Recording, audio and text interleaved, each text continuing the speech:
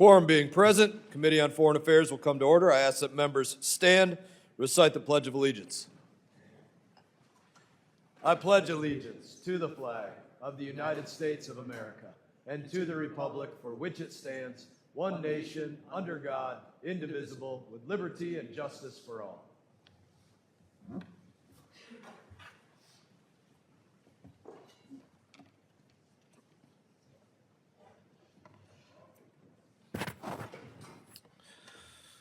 I ask that this committee is meeting today for the consideration of a number of bills.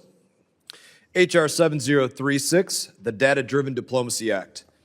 H.R. 7028, to require the Secretary of State to submit a notification to Congress prior to obligating funds for certain art-related purchases and for other purposes. H.R. 6411, the Preshevo Valley Discrimination Assessment Act. H.R. 7054, to require the Secretary of State to submit Congress a notification of certain construction projects using non-standard designs. H.R. 4532, the American Cooperation with Our Neighbors Act.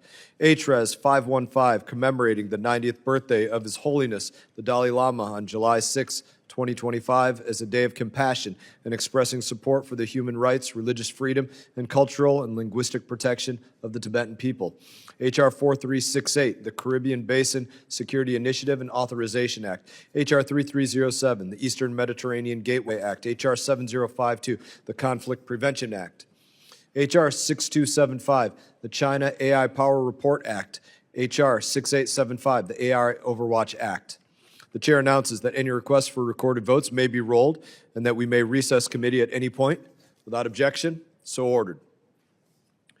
Pursuant to House rules, I request that members have the opportunity to submit views for any committee report that may be produced on any of today's measures. Without objection, so ordered. Lastly, pursuant to committee rules, all members may have 5 days to submit statements and extraneous materials for the record, subject to length limitations. Without objection, so ordered. Pursuant to notice, I now call up H.R. 7036, the Data-Driven Diplomacy Act. The bill was circulated in advance, and the clerk shall designate the bill. H.R. 7036, to increase collaboration within the Department of State between the Office of Opinion Research of the Bureau of Intelligence and Research and the Bureau of Global Public Affairs. Without objection, first reading is dispensed with, and the bill is considered read and open to amendment at any point. And I will recognize the author of the bill for any opening statement that he may have. Representative Huizenga. Thank you, Mr. Chairman. And the strategic communications play an important role in public diplomacy, or rather, as it's commonly known, soft power projection. And thank you, Mr. Chairman, to your vision and execution, the public diplomacy title of the State Department reauthorization package, which I will note was one of the few that passed out of this committee on a completely bipartisan basis, was recently signed into law via the fiscal year 2026 NDAA. These provisions revolutionize public diplomacy at the State Department. What has too often been treated as a glorified press shop is now transformed into an actual strategic instrument of statecraft with a clear authority, discipline, and accountability.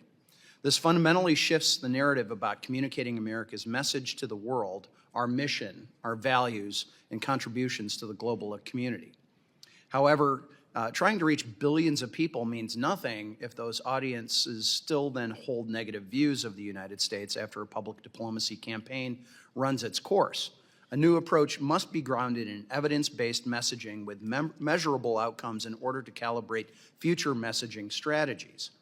The Data-Driven Diplomacy Act requires collaboration between two key State Department entities: the Office of Opinion Research within the Bureau of Intelligence and Research, known as INR, and the Bureau of Global Public Affairs, known as GPA, within the public diplomacy arm. Currently, the Office of Opinion Research is tasked with conducting public opinion polling in countries around the world to gauge foreign audiences' views on U.S. policy. On the other hand, GPA is then responsible for communicating that U.S. foreign policy priorities and engaging those foreign publics and their media. However, they haven't always communicated and haven't always been on the same page. And by tasking these two offices to work together, the Data-Driven Diplomacy Act ensures that the data that we're already collecting on foreign public opinion then directly informs and shapes our public diplomacy communication strategy.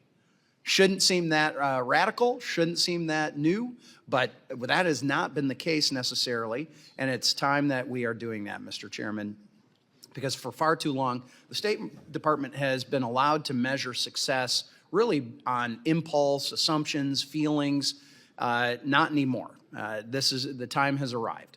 This bill ensures that the GPA communication campaigns are informed by real data on what foreign audiences actually think, and they can then track whether the public diplomacy is moving the needle on foreign perceptions of the U.S. Moreover, this bill does not create a new bureaucracy, an important part of what this goal of this bill was. It leverages existing capabilities between offices that should already be coordinating but aren't necessarily, and this is what the impetus of today's bill is going to be, making those folks communicate. All of which is critical to extracting the most out of the State Department resources. Better data will yield smarter targeting for public diplomacy investment strategies. And I just want to thank Mr. Lawler for co-sponsoring and urge my colleagues to support this common sense bill that will make America safer, stronger, more prosperous as we tell the world our story. And I yield back. Gentleman yields back. Any other members seek recognition? Ranking Member Meeks. Thank you, Mr. Chairman, and I support Mr. Huizinga's bill. It makes sense to increase collaboration within the State Department between the Office of Opinion Research of the Bureau of Intelligence and Research and the Bureau of Global Public Affairs. One part of the department is already polling and surveying to determine foreign sentiment towards a variety of topics like governance, international security, trade, and economy, and other issues. This polling and surveying would provide critical data to other parts of the department that can inform our public diplomacy efforts. So I support this straightforward bill. I also, just want to say that, not directly to this bill, but I must just add that I was, somewhat disappointed that we're not marking up bills that I requested that responded directly to the urgent issues facing our country. Legislation to prohibit funding for invading allied nations, including NATO, and for purchasing NATO-protected territory, and a clear statement that the United States cannot invade its allies. The American people across parties overwhelmingly oppose such actions, and ensuring congressional oversight over taxpayer funds, especially when it comes to potential military action, should not be controversial. Democrats on this committee have serious unanswered questions, and I suspect Republican members do as well. So exercising our Article I responsibilities is not politics, it is our job. By refusing to take up legislation and hold serious debate on the most urgent foreign policy issues of the moment, we are failing the American people and the Constitution we swore to uphold. But I will say, Mr. Chairman, also that your work on IA Overwatch bill is a very serious and important legislation that I'm going to be proud to support, as I am with all of the measures that we are marking up today. So with that, I yield back and I support the gentleman's bill. Gentleman yields back. Any other members seek recognition? Recognize myself. I want to thank Representative Huizinga for leading on this bill. I appreciate your work on it. Since day one of this Congress, we have done everything that we can to advance American interests. And that impact, I think, has been measurable. I think we can quantify it in a host of different places. Now, key to accomplishing this is our ability to assess the impact of our public diplomacy and that impact that it's having throughout the globe. We have to know our audience, who the foreign populations are, how they view the United States, how they perceive U.S. interests. That's why I'm proud to support the Data-Driven Diplomacy Act, which will strengthen collaboration between the Bureau of INR and the Bureau of Global Public Affairs.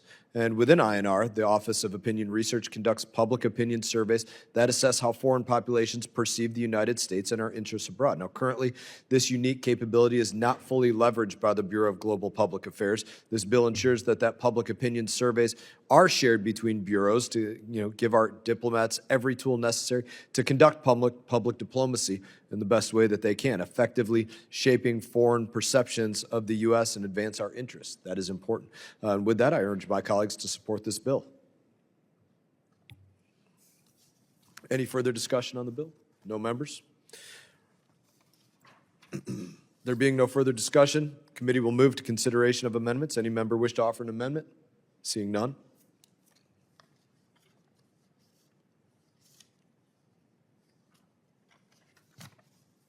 Being no further amendments, I move that the committee report H.R. 7036 as amended to the House with a favorable recommendation.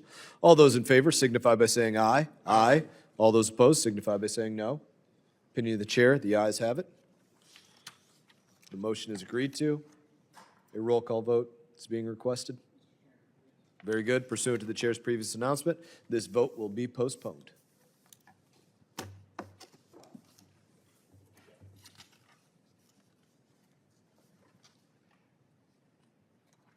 Thank you.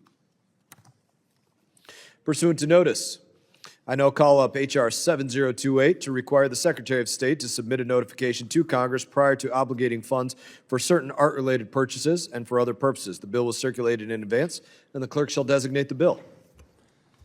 H.R. 7028, to require the Secretary of State to submit a notification to Congress prior to obligating funds for certain art-related purchases and for other purposes. Without objection, the first reading is dispensed with, and the bill is considered read and open to amendment at any point. I'm going to recognize the author. I'm going to recognize myself.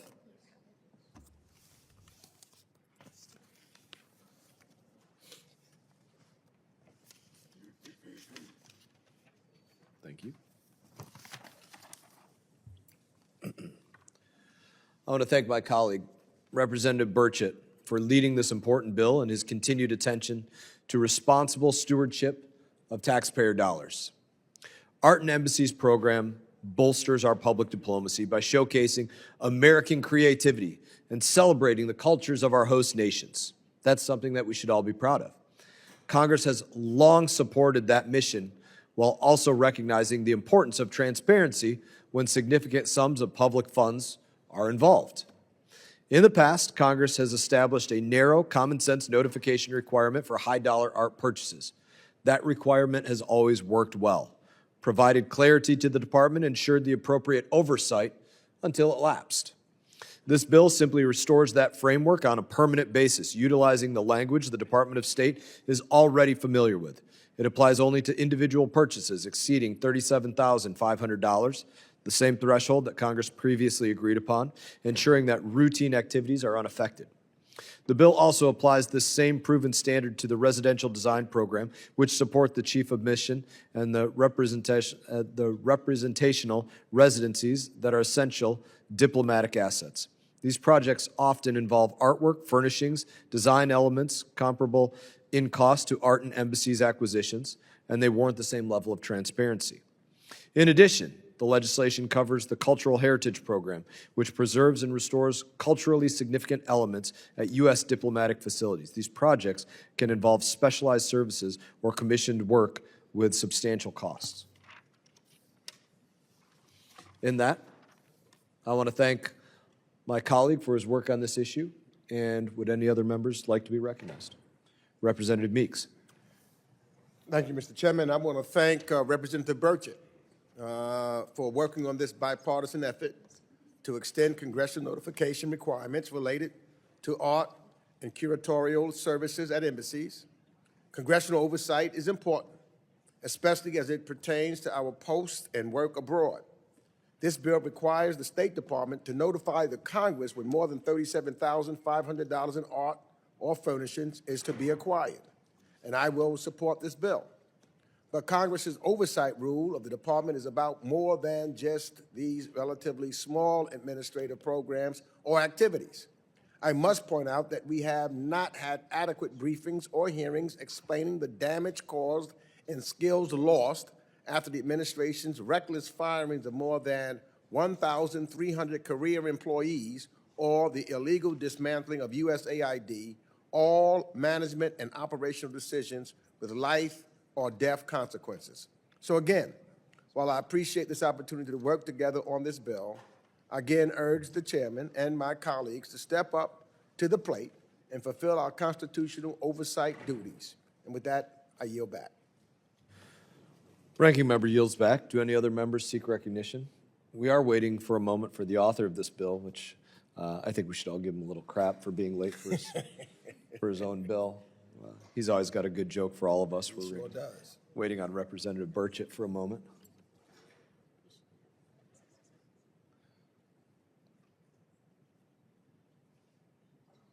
Should I recognize anybody that wants to make a comment to Representative Burchett? Zinke, it looks like you have something to say.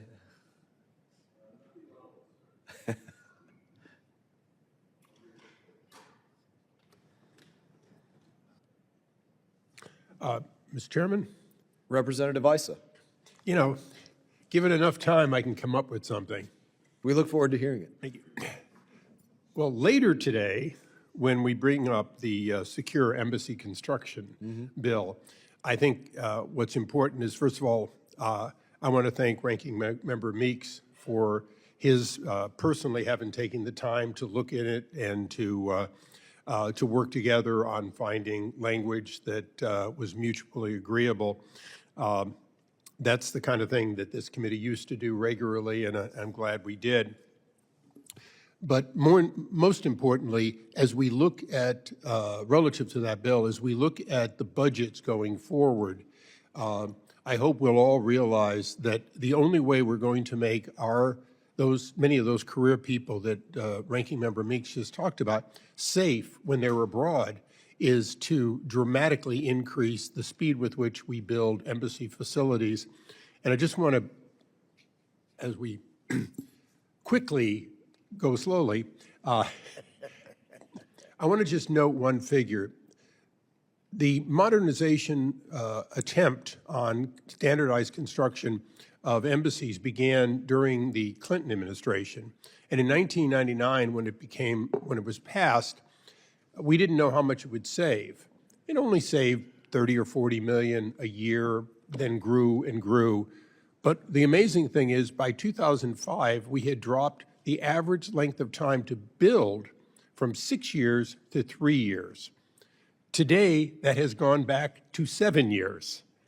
And so when we're looking at how we as a committee are going to steer the State Department back in the right direction, it is interesting that we have the opportunity to go back to the Clinton administration and the Bush administration and find something that was done there that worked, that has been unraveled, that we have an opportunity to reconstitute. And with that, I'm thrilled to yield back. You did a great job stealing a couple extra minutes there. Well done. Just approve that.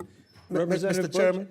Would you like to be recognized to say yes. something to Mr. Burchett? I just want to recognize my friend, Mr. Burchett, who I know is a little bit late, but I am sure that he was in the gym this morning working out and doing what he needed to do. And I want to make sure that he left it intact. I'm sure he has a reasonable excuse for being there. And I know how hard he works in the He gym. was in the gym. He was in his best Carhartt shorts. Yeah, Mr. Chairman, I'm a little, and Ranking Member, you are correct. I see you on that treadmill every morning for 1 hour, and I'm up to 10 minutes. I'm a little under the weather.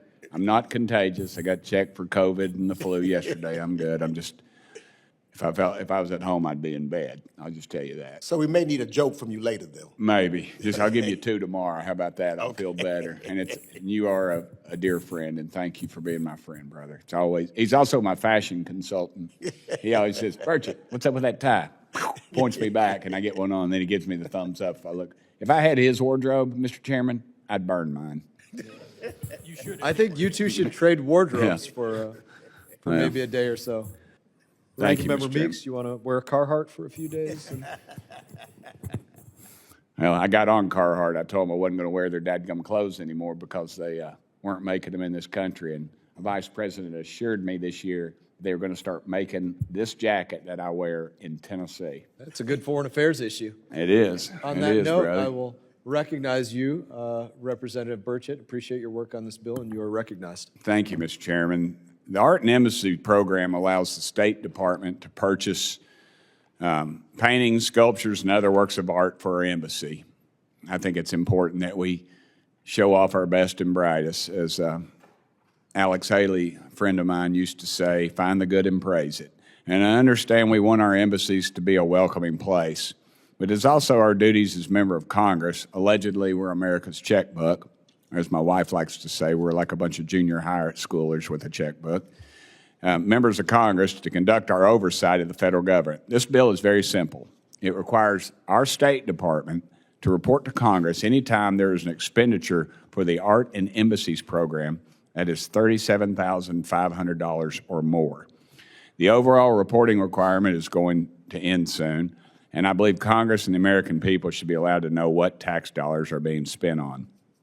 The bill was negotiated with Democrats in good faith and is a common sense way to keep track of federal spending. And I urge my colleagues to support House Resolution 7028. But, you know, what came to my attention was a man named Bobby Zimmerman had done some artwork that was pretty expensive. And as it turns out, Bobby Zimmerman is Bob Dylan. I love his music. I think if anybody can sing off key, then dadgummit, Tim Burchett ought to be a star as well singing. But yeah, I did. Thank you. But I do think that we should have some oversight. And one of the problems with some of this artwork is a lot of it's in the back of the embassy. It's not in the front. So the members of our embassy folks can see that. And to me, that just seems counterproductive. And I'd urge support of this bill. Thank you, Ranking Member, and thank you, Chairman. You're welcome, Mr. Burchett. Any further discussion of the bill? And I'd like to ask for a recorded vote, please. Get there in a moment. Any further discussion? All right, being no further discussion of the bill, the committee will move to consideration of amendments. Does any member wish to offer an amendment? Being no further amendments, I move that the committee report H.R. 7028 to the House with a favorable recommendation. All those in favor signify by saying aye. Aye. All those opposed signify by saying no. In the opinion of the chair, the On that, I ayes want a have it. recorded vote. Motion is agreed to. A recorded vote has been requested. Pursuant to the chair's previous announcement, this vote will be postponed.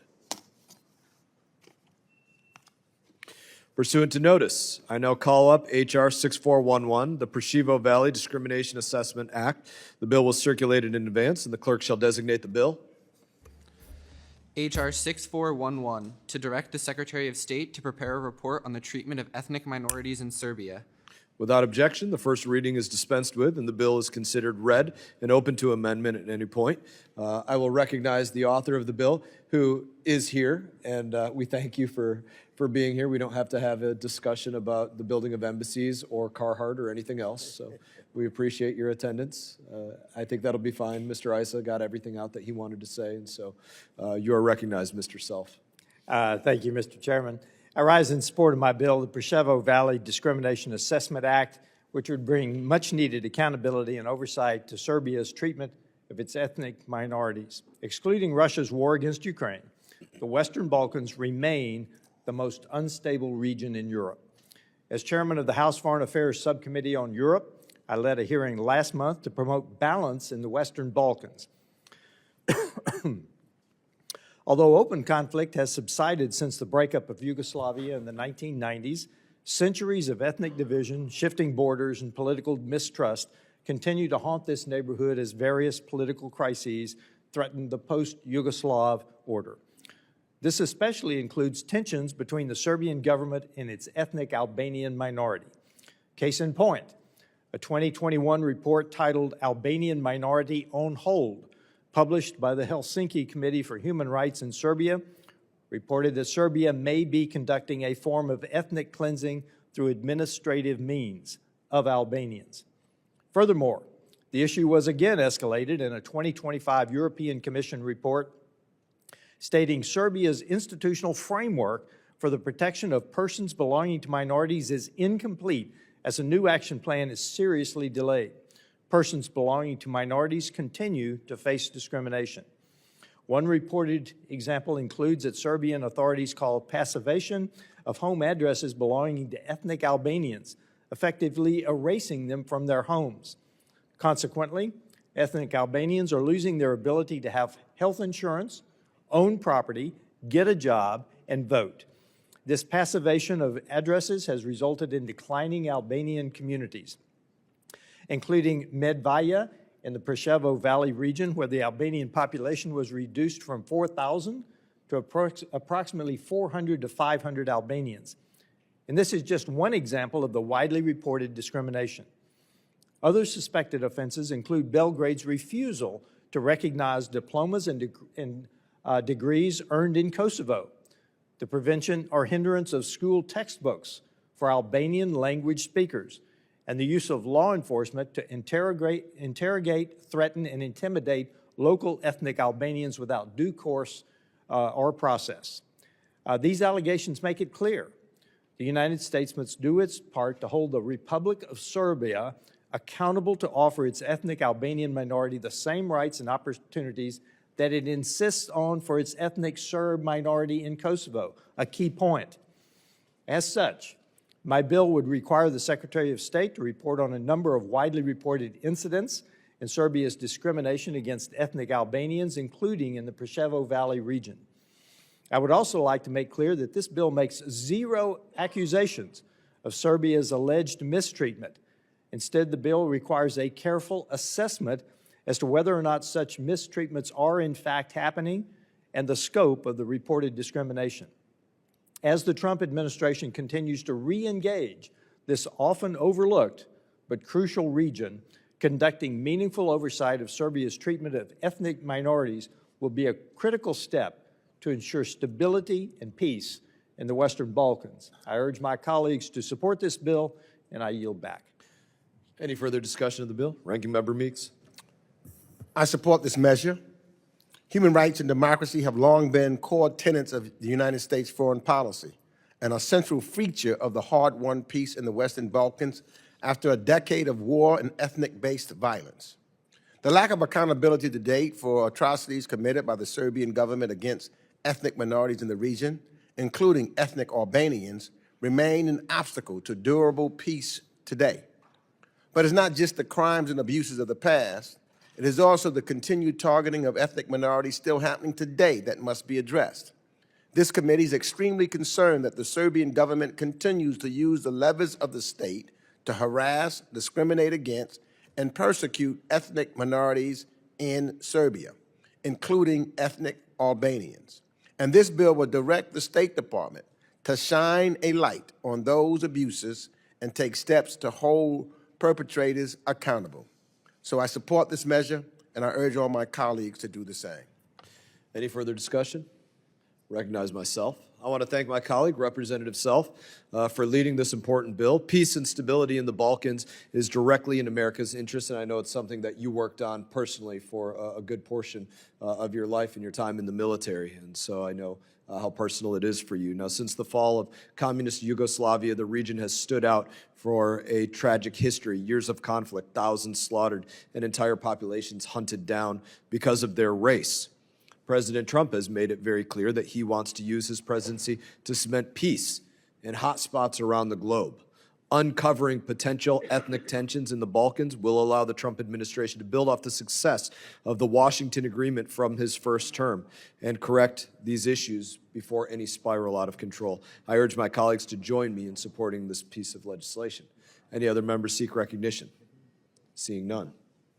Being no further discussion, the committee will move to consideration of amendments. Does any member wish to offer an amendment? There being no further amendments, I move that the committee report H.R. 6411 to the House with a favorable recommendation. All those in favor signify by saying aye. Aye. All those opposed signify by saying no. In the opinion of the chair, the ayes have it.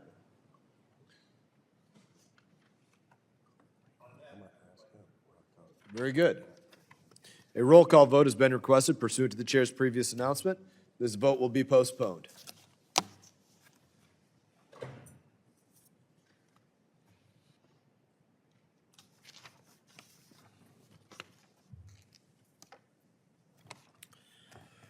Pursuant to notice, I now call up H.R. 7054 to require the Secretary of State to submit to Congress a notification of certain construction projects using non-standard designs.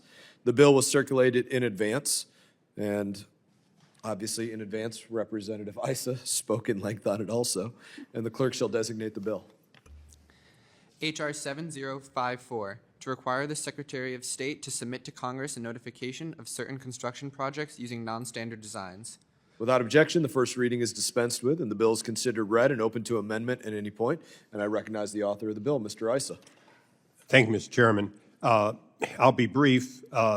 In 1999, after the bombings in Kenya that resulted in 224 deaths, 12 of whom were Americans, Congress acted on a bipartisan basis to recognize that we had to build better, build safer, and build quicker.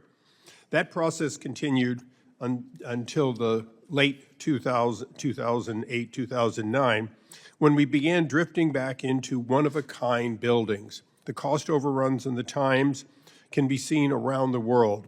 I would point to London, where a Crystal Palace, in fact, depends on water in a moat for setback, and that facility, with huge cost overruns totaling well over $1.4 billion in expense, now finds itself with a Chinese embassy construction being built right over its data cables.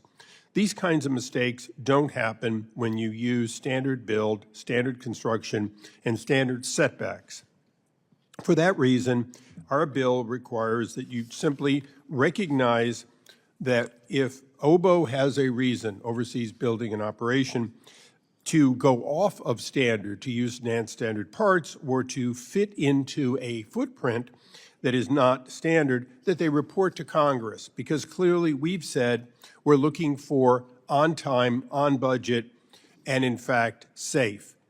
One example, sadly, some years ago was when Ambassador Stevens and 3 of his protective element died at Benghazi.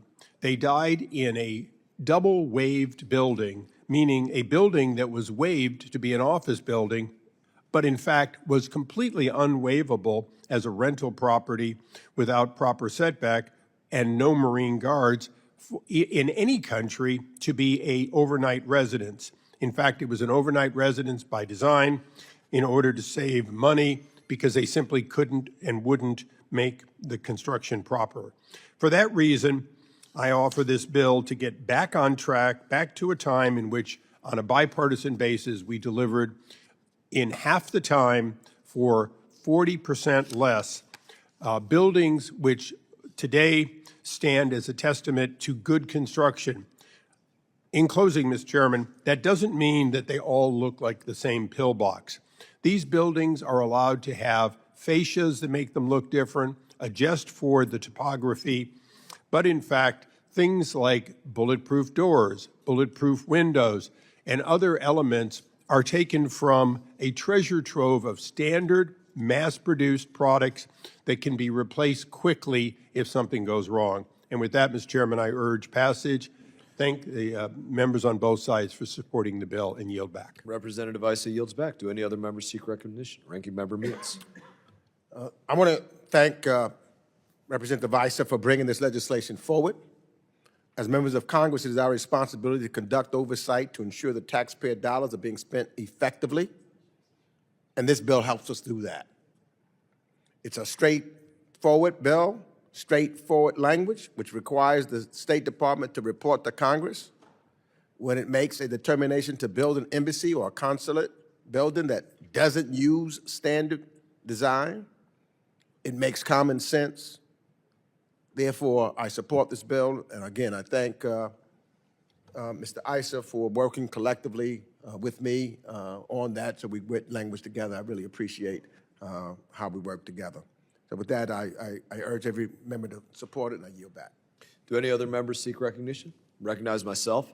Representative Issa, I want to thank you for your work on spearheading this important bill and your continued focus on responsible oversight of major U.S. investments overseas. This bill, it builds directly on the embassy construction consultation requirement, which was enacted back in the FY22 National Defense Authorization Act, and it updates it in a very straightforward notification process focused on transparency and cost and discipline and good stewardship of taxpayer dollars. It ensures Congress has clear eyes into major capital investments abroad while making sure that it does not prohibit non-standard designs or dictate the department's architectural decisions. Instead, it simply establishes a transparent notification process when deviations from standard designs may carry cost, schedule, or security implications. Those are all important.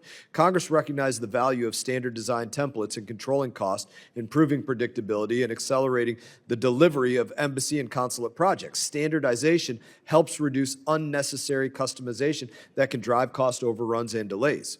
If the State Department determines that a non-standard design is the best option for a particular post, all we ask is for that heads up and nothing more. Like other notification requirements included in this markup, the focus here is on consistency, transparency, and fiscal discipline, not micromanagement and not micromanaging.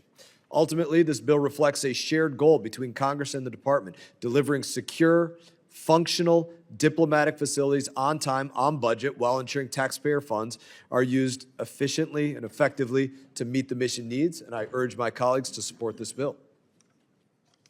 Any further discussion? Seeing none, the committee will move to consideration of amendments. Any member wish to offer an amendment? There being no further amendments, I move that the committee report H.R. 7054 to the House with a favorable recommendation. All those in favor signify by saying aye. Aye. All those opposed signify by saying no. Opinion of the chair, the ayes have it, and the motion is Mr. agreed Chairman, to. could I request a recorded vote on You that? absolutely may. A roll call vote has been requested pursuant to the chair's previous announcement. This vote will be postponed. Stan is here. Very good. Pursuant to notice, I now call up H.R. 4532, the American Cooperation with Our Neighbors Act. The bill was circulated in advance, and the clerk shall designate the bill. H.R. 4532, to direct the Secretary of State to develop a strategy on efforts to strengthen subnational cooperation between the United States and Mexico and for other purposes. Without objection, the first reading is dispensed with, and the bill is considered read and open to amendment at any time. And I now recognize the author of the bill, Mr. Stanton, for any remarks he may have. Thank you very much, Mr. Chairman. Thank you for bringing up H.R. 4532 for a vote today, and thank you to Representative Kane of Jersey for being my co-sponsor on this bill. It's an important bipartisan bill. Last Congress, this bill passed this committee by voice vote and passed the whole House with overwhelming support, and I hope we can get it all the way to the President's desk this year. As a representative of a border state from Arizona, I've heard time and time again from frustrated mayors, county executives, heads of local nonprofits, business owners, and especially law enforcement about the disaster effects of fentanyl trafficking in our communities. From 24 to 25, overdose deaths decreased nationwide by more than 23%. This amazing feat is a result of pressure on China to stem the flow of precursor chemicals, the work of the new administration in Mexico to stop fentanyl trafficking, the prevalence of naloxone to reverse overdoses, the hard work of our DEA officers who seized more than 47 million pills containing fentanyl and more than 10,000 pounds of fentanyl powder last year. But we have a lot more work to do. While overdose deaths decreased nationwide, they rose by 16% in my state of Arizona due to fentanyl and methamphetamine combinations. So the Trump administration goal of ending fentanyl trafficking and death is a worthy one. I disagree with some of the tools that has used, but I think there are ones that we could agree upon, including in this important bill. My legislation, the American Cooperation with Our Neighbors Act, takes this task the Department of State with improving cooperation and collaboration between local leaders and agencies on both sides of the border. It aims to improve conditions between local law enforcement agencies, state and federal security forces, and our counterparts in Mexico by sharing data, creating professional development exchange programs, and supporting technical assistance to crack down on fentanyl traffickers. Because we need an all-hands-on-deck approach, and our local leaders are a rich, untapped resource. They are on the ground fighting the disastrous impacts of overdose deaths on our communities. They have deep knowledge and expertise and should be part of the solution. I've seen this sort of interagency collaboration work firsthand. Before I served in Congress or city government, I served as Deputy Attorney General for the state of Arizona. We took notice that cartels were using quick, anonymous Western Union wire transfers to launder the money they made trafficking narcotics. So we got to work creating the Transaction Record Analysis Center, or TRAC, that law enforcement across the Southwest can use to investigate and interdict the money laundering activities of national and international criminals, and to mitigate the violence associated with smuggling activities that fund these organizations. It's been incredibly successful and was instrumental in a 3-year drug bust operation, led to the seizure of over 4.5 million fentanyl-laced fake prescription pills, 66 kilograms of fentanyl powder, $2 million, and nearly 50 firearms. My bill would encourage such law enforcement collaboration with law enforcement. It also goes further, working to improve coordination between federal government and local leaders, businesses, hospitals, faith-based organizations who are working to combat the fallout of the opioid epidemic, like organizations treating substance abuse or creating alternatives to gang affiliation, and businesses that make fentanyl testing strips and innovate ways to keep our pharmaceuticals safe. Some of that collaboration is happening already, but it's on a very ad hoc basis. This bill creates important spaces for sustained and strategic collaboration to fight the fentanyl crisis, ensuring that we are using our resources and vast knowledge of our communities wisely. I hope I can count on the support of my colleagues on both sides of the aisle to advance this important legislation again this Congress. I yield back. Do any other members seek recognition? Representative Kane is recognized. Thank you, Mr. Chairman. I am pleased to speak in support of the American Cooperation with Our Neighbors Act, a bill that I co-led with Representative Stanton. The fentanyl crisis in our country is alarming. Fentanyl is being illegally trafficked across our southern border, enriching cartel members and killing Americans. In 2023, 2,688 New Jerseyans died from overdoses. The most common drug involved in overdose deaths was fentanyl. These senseless deaths, increasingly due to counterfeit pills, must be stopped. The American Cooperation with Our Neighbors Act takes an important step towards ending the fentanyl crisis. It directs the State Department to cooperate with Mexico to end the illicit trafficking of fentanyl. Additionally, it directs the State Department and Treasury to review enforcement, compliance, and reporting requirements on narco trafficking with our partners in the Caribbean. America must fight back against against the fentanyl crisis by coordinating with Mexico and allies across the Caribbean. I support this important legislation and encourage my colleagues to do the same. Thank you, and I yield back. Representative yields back. Do any other members seek recognition? I think Mr. Stanton had to run out of space. You can hold 1 second here to vote in TI. I'll be right back. I'll give my remarks a minute, and we'll let him And I'll do speak when he comes back. How's that sound? Or if you want to give your remarks? I can do that. Well, let's go ahead. I was going to do it in the A&S, but I'll do it now. Thank you. I support this bill from Representative Stanton, and I thank him for his hard work on it. This bill would direct the Secretary of State to map out a strategy for increasing U.S. cooperation with Mexico at the subnational level. When we work with Mexico as a U.S. partner and not an adversary, we reduce violence, disrupt criminal networks, and save lives on both sides of the border. This bill is crucial to build on the dramatically increased cooperation we've seen from the federal government in Mexico, our largest trading partner. This legislation will also require the Secretary of State to explore ways the United States can expand financial access to the member states of CARICOM.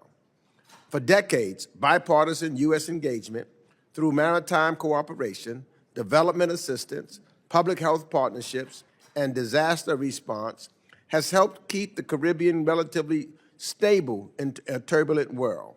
Ensuring our investment remains consistent will deliver results and deny our adversaries a sure foothold in the Caribbean. So again, I thank Representative Stanton, and I support this measure and the A&S and encourage my colleagues to support it. And yield back the balance of my time. Ranking member yields back. Any other members seek recognition? Representative Stanton? I have an amendment. We're not quite at amendments yet. Do you want to speak when we do amendments? All right. I'm going to recognize myself then. I want to thank Representative Stanton, Representative Kane for their bipartisan leadership on this piece of legislation. Fentanyl is the leading cause of death for Americans ages 18 to 45. We know that the drug cartels have been flooding our communities with this poison. They operate on both sides of the border, and defeating them requires cooperation at every level of government. This simple bill makes a practical, ground-up approach by directing the State Department to develop a strategy for strengthening subnational cooperation with Mexico, enhance coordination between U.S. and Mexican law enforcement at the local, state, and federal levels, will make both sides more capable of disrupting fentanyl trafficking networks. Likewise, exchange programs for professional development and better data sharing will help close any gaps in enforcement ability on either side. The bill also addresses challenges facing our Caribbean partners who struggle with access to the international financial system by directing a review of steps to expand financial access in the CARICOM nations. This bill helps strengthen these economies and reduce the vulnerability to illicit finance. I urge my colleagues to join me in supporting this common sense and bipartisan piece of legislation. Any further discussion of the bill? Being no further discussion of the bill, committee will move to consideration of amendments. Any member wish to offer an amendment? Representative Stanton. Mr. Chairman, I have an amendment at the desk. I'm not sure which number it is. The clerk shall distribute the amendment. The amendment has been distributed by electronic device. Clerk shall report the amendment. Amendment in the nature of a substitute to H.R. 4532, offered by Mr. Stanton of Arizona. Strike all after the enacting clause and insert the following. Section 1, short title. Without objection, further reading of the amendment is dispensed with. The representative is recognized for 5 minutes on the amendment. Thank you very much, Mr. Chairman. The amendment reflects the realities of recent changes at the U.S. Department of State. The amendment is simple. It directs the state to carry out this subnational cooperation strategy through the Assistant Secretary for Western Hemisphere Affairs and the Assistant Secretary for International Narcotics and Law Enforcement Affairs. I thank Representative Kane, the chairman and ranking member, for finding a new home for state to pursue such important collaboration. I urge my colleagues to vote yes on the amendment, and I yield back. Representative yields back. I support this amendment in the nature of a substitute. Do any other members seek recognition? I too support it. Very good. Any further discussion of the amendment? Seeing none. Does any member wish to offer? Wait, here we go. Being no further discussion, the question now occurs on the amendment in the nature of a substitute offered by Representative Stanton. All those in favor signify by saying aye. Aye. Aye. All those opposed signify by saying no. Opinion of the chair, the ayes have it, and the amendment is agreed to. No roll call. All right, no roll call, sorry. On the underlying. Are there any further amendments? Seeing none.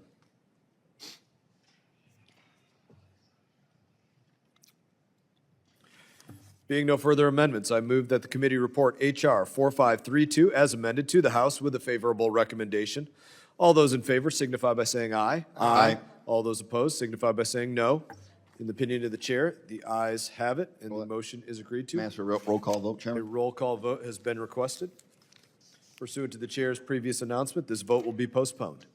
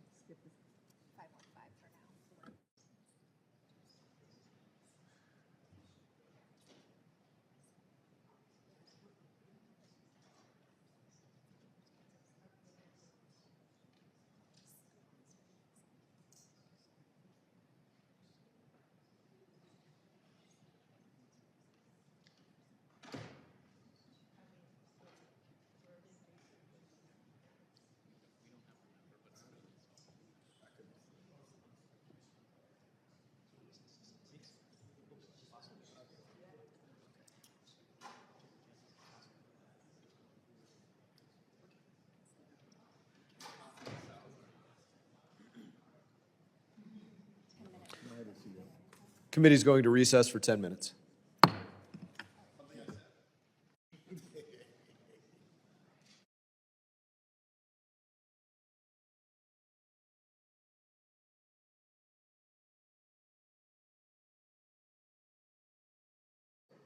Committee will come to order. Pursuant to notice, I now call up H.Res. 515 commemorating the 90th birthday of His Holiness the Dalai Lama on July 6, 2025, as a day of compassion and expressing support for human rights, religious freedom, and cultural and linguistic protection of the Tibetan people. The resolution was circulated in advance, and the clerk shall designate the resolution. H-Res 515, commemorating the 90th birthday of His Holiness the Dalai Lama on July... Without objection, the first reading is dispensed with, and the resolution is considered read and open to amendment at any point. Without objection, the McCall amendment, in the nature of a substitute, circulated to members in advance, shall be considered as read and will be treated as the original text for purpose of the amendment. And I now recognize the author of the resolution, Chairman Emeritus McCall, for any remarks that you may have. Thank you, Mr. Chairman.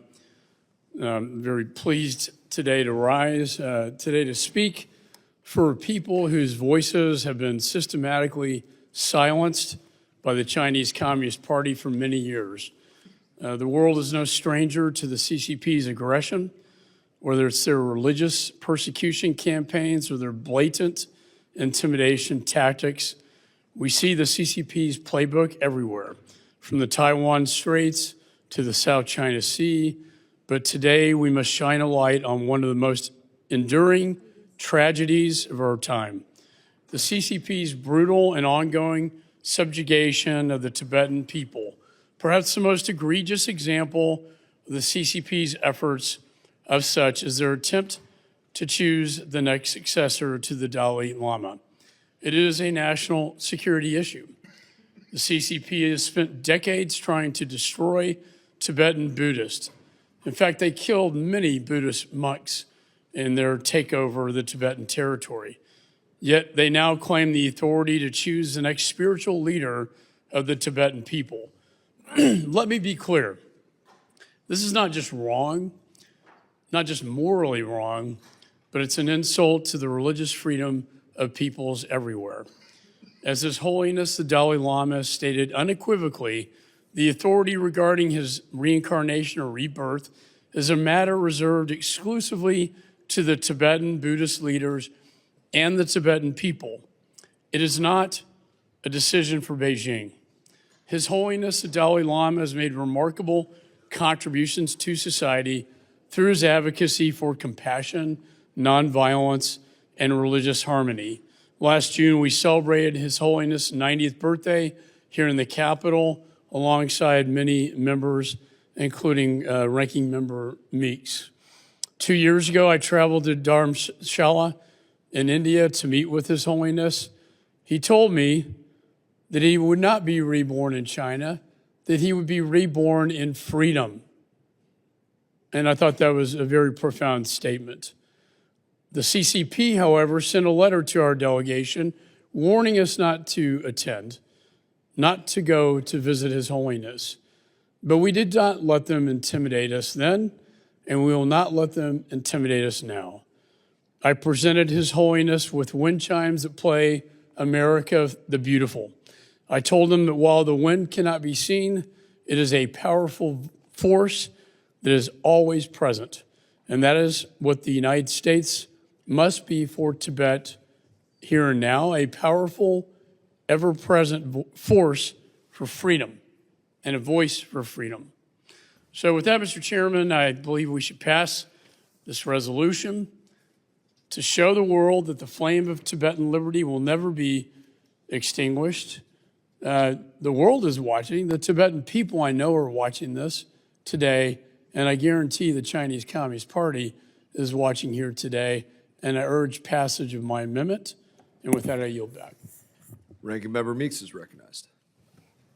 Thank you. I strongly support this measure by Mr. McCall. You know, as he indicated, I had the great honor of traveling with him to India in 2024 to meet His Holiness the Dalai Lama.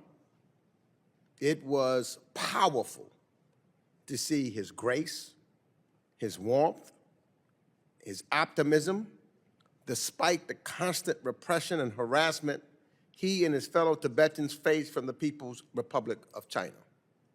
It was one of those occasions where you could feel the presence of a man who was full of wisdom, and you could feel his presence as he entered the room. And for me, in my experience, actually, it was similar to what I felt when I was in the room with Mr. Nelson Mandela.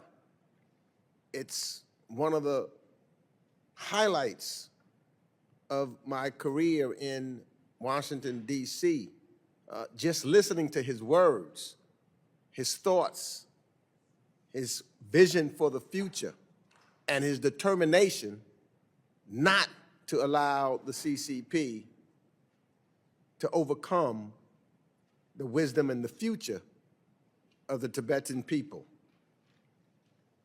His Holiness turning 90 last year, there were, of course, growing concerns and questions around his succession. We know that Beijing will try to intervene and try to co-opt Tibetan Buddhism for its own political causes. And that's why the United States must stand with the Tibetan people in their fight for religious freedom and the preservation of their cultural and linguistic identity. This resolution rightly condemns Beijing's repression of the Tibetan people, calls on Beijing to stop interfering in Tibetan Buddhism, and expresses support for the autonomy and cultural identity of Tibetans. I strongly support and thank Representative McCall for bringing this bill forward, and I call on all of my colleagues to do the same so that the Tibetan people know that the United States of America is solidly in their support and have their back. And with that, I yield back. Ranking member yields back. Do any other members seek recognition? I'm going to recognize myself. I want to thank my colleague, Chairman Emeritus McCall, as well, for leading this resolution today to honor His Holiness 14th Dalai Lama on his 90th birthday this past year. For over 6 decades in exile, His Holiness has been a voice for the Tibetan people as they resist the Chinese Communist Party, their campaign to erase their identity through forced sanitization. Now, despite Beijing's best efforts to suppress the Tibetan language and their religion and their culture, the Dalai Lama has kept the flame of the Tibetan people and their heritage alive worldwide through a peaceful resistance that can only be described as inspiring. And so I would like to say I support this resolution, and again, I thank you for your work on this. Do any other members seek recognition? Seeing none. The committee will move to consideration of amendments. Do any members wish to offer an amendment? Being no further amendments, I move that the committee reports HRES 515 as amended to the House with a favorable recommendation. All those in favor signify by saying aye. Aye. All those opposed signify by saying no. Opinion of the chair, the ayes have it, and the motion is agreed to. I ask for a roll call vote. A roll call vote has been requested pursuant to the chair's previous announcement. This roll call vote will be postponed.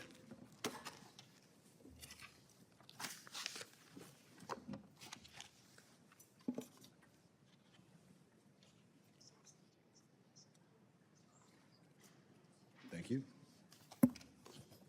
Pursuant to notice, I now call up H.R. 4368, the Caribbean Basin Security Initiative Authorization Act. This bill was circulated in advance, and the clerk shall designate the bill. H.R. 4368, to authorize the Caribbean Basin Security Initiative to enhance the United States-Caribbean security partnership, to prioritize natural disaster resilience, and for other purposes. Without objection, the first reading is dispensed with, and the bill is considered read and open to amendment at any point. And also, without objection, the Salazar Amendment, in the nature of a substitute, circulated to members in advance, shall be considered as read and will be treated as original text for the purpose of amendment. I recognize the author of the bill, Representative Salazar, for any remarks that you may have. Yes, Mr. Chairman. Thank you. I'm proud the committee is considering H.R. 4368, the Caribbean Basin Security Initiative Authorization Act. After a very successful military operation that got Nicolas Maduro out of Venezuela and took the economic oxygen away from this regime, the United States is back where it belongs, in the Caribbean, catching the bad guys, or the bad hombres like the president would say, and standing with our partners. But the job is not finished. Transnational gangs, organizations, narco-traffickers and corrupt networks are flooding the region still. So they are recruiting youth, smuggling drugs and humans, and undermining the rule of law. And usually behind them, as always, stand the usual suspects: Cuba, China, Russia, Iran. This legislation draws a very clear line. It strengthens maritime and border security. It targets criminal finances. It trains police officers and prosecutors. In other words, it fights corruption and makes sure that China or Cuba or Russia is not the partner that the Caribbean nations pick or decide to work with. We work with allies like the Dominican Republic, like Jamaica and Guyana, Trinidad, Bahamas, Belize, democratic nations not run by dictators. This initiative, Mr. Chairman, says something very simple. The Caribbean is not for sale, and it is not a playground for authoritarians. America First agenda means the America First, or the Americas First, period.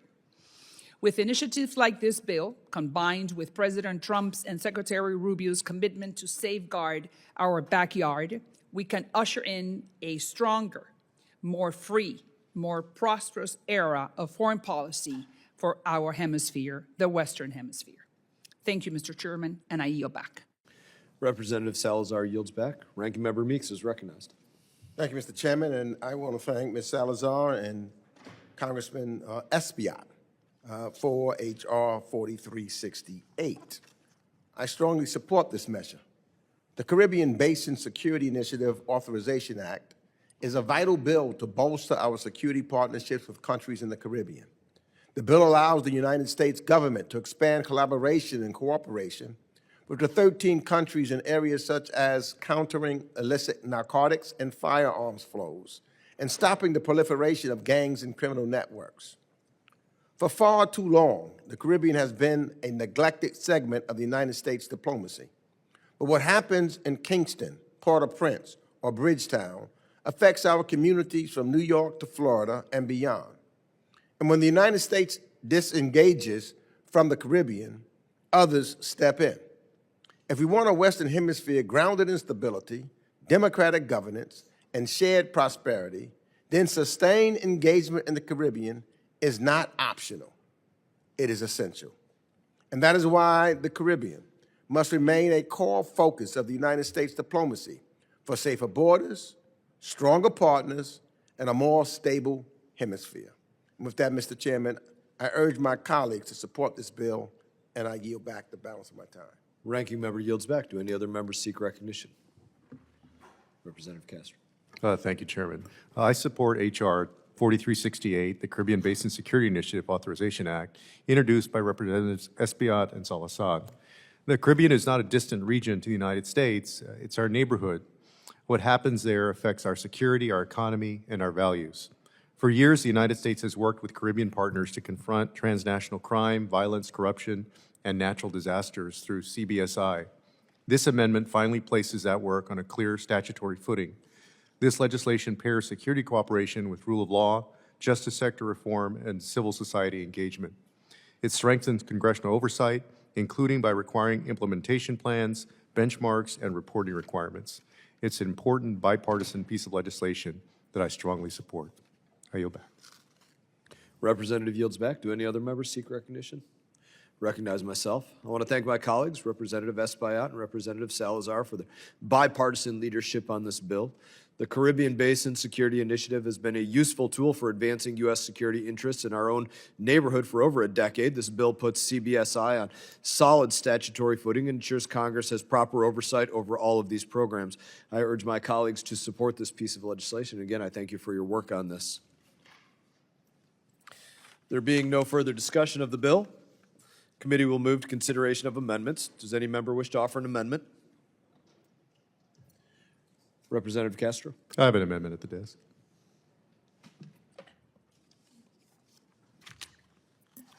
Clerk shall distribute the amendment. The amendment has been distributed by electronic device. Clerk shall report the amendment. Amendment to the amendment in the nature of a substitute to H.R. 4368, offered by Mr. Castro of Texas. Without objection, further reading of the amendment is dispensed with, and the representative is recognized for 5 minutes. Thank you. I offer this amendment to strengthen the legislation before us by implementing a recommendation of the Government Accountability Office. As members know, the GAO recently reviewed U.S. efforts to address firearms trafficking in the Caribbean, including under the Caribbean Basin Security Initiative. The GAO found that while the State Department and its partners recognize firearms trafficking as a major driver of violence in the region, one key recommendation from that review remains unfulfilled. Specifically, the GAO recommended that the State Department update CBSI's results framework to include clear, measurable indicators related to firearms trafficking. Without those indicators, it's difficult for Congress or for the Department itself to assess whether our programs are achieving their intended outcomes. That recommendation from GAO has yet to be implemented by the Department of State. My amendment is straightforward. It simply requires the State Department to implement that GAO recommendation by updating the CBSI results framework to establish specific indicators related to firearms trafficking. This amendment does not create new programs. It does not authorize additional funding, and it does not limit the Department's flexibility to work with our Caribbean partners. It ensures that when firearms trafficking is identified as a priority, we have the tools to measure progress and evaluate results. And I urge my colleagues to support this amendment, and I yield back. Do any other members seek recognition? Ranking Member Meeks. I support Mr. Castro's amendment that would implement recommendations made in a 2024 GAO to address illegal firearms trafficking to the Caribbean by improving the way the Department of State tracks the flows of these firearms into the hands of gangs and transnational crime organizations. This report found an astounding 73% of firearms recovered from 25 Caribbean countries came from the United States of America. If the United States is going to help address citizen security and strengthen the rule of law in the Caribbean, stopping firearms trafficking into the region is an essential first step. And with that, I ask support of the gentleman's amendment. Do any other members seek recognition? Seeing none. Being no further discussion, the question now occurs on the amendment offered by Representative Castro. All those in favor signify by saying aye. Aye. All those opposed signify by saying no. Opinion of the chairs, the ayes have it, and the amendment is agreed to. Are there any other amendments?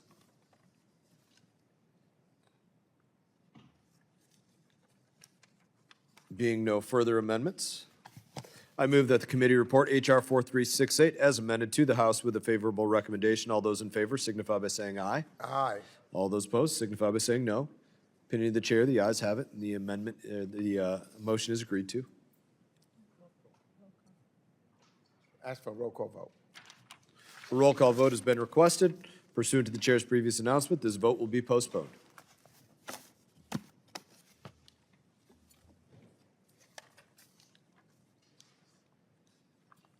Thank you. Pursuant to notice, I now call up H.R. 3307, the Eastern Mediterranean Gateway Act. The bill was circulated in advance, and the clerk shall designate the bill. H.R. 3307, to increase cooperation with countries in the Eastern Mediterranean region in order to strengthen energy security and defense capabilities and for other purposes. Without objection, the first reading is dispensed with, and the bill is considered read and open to amendment at any point. I now recognize, does anybody seek recognition? Yes, Representative. Thank you, Mr. Chair. The Eastern Mediterranean connects Europe, the Middle East, and the Gulf. It's where the sea lanes, undersea cables, pipelines, ports, and power links converge. When this region is stable and connected, it strengthens the resilience of our allies and the credibility of our diplomacy. H.R. 3307 is a focused bill to support the role of the Eastern Mediterranean countries as a strategic gateway in the India, Middle East, Europe economic corridors. It advances energy security and defense cooperation through practical steps Congress can oversee. It builds on a bipartisan foundation Congress has already laid in the region. The bill reinforces important diplomatic initiatives Congress has supported for years. These include the Greece, Cyprus, Israel, U.S. 3+1 format, the East Mediterranean Gas Forum, and the Abraham Accords. It also calls for the resuming of the 3+1 at the secretary level and for using the trilateral dialogue among Israel, Greece, and Cyprus on energy, maritime security, cybersecurity, and the protection of critical infrastructure as a guide for this work. H.R. 3307 also keeps the Department of State's approach strategic and disciplined. It directs the Secretary of State to prioritize the Eastern Mediterranean with a clear focus on energy security and defense cooperation. It authorizes multilateral strategic dialogues with IMEC countries where we already have bilateral strategic dialogues. So this effort stays anchored in the existing relationships and real capacity. Oversight is central to this bill. It requires annual reporting on implementation, including updates on energy projects and defense cooperation. It requires a briefing on multilateral initiatives between the United States and IMEC countries. It directs an analysis of the Cyprus Center for Land, Open Seas, and Port Security, known as Cyclops, as a potential model for broader multilateral cooperation. It also calls for a feasibility study on expanding proven U.S.-Israel-style bilateral research and development and science programs so other Eastern Mediterranean countries and IMEC countries can benefit from the same practical architecture. I am very proud to have introduced this bill with my colleague on this committee, Representative Dina Titus from Nevada. I'm also grateful for the bipartisan co-leads, Representatives Bilirakis from Florida, Miliotakis from New York, and Pappas from New Hampshire. I urge adoption and yield the balance of my time. Representative yields back. Any other members seek recognition? Ranking Member Meeks.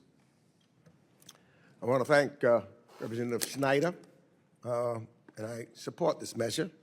Tensions in the Eastern Mediterranean remain a significant challenge that we must tackle to protect the United States' foreign policy and security interests in Europe, the Middle East, and beyond.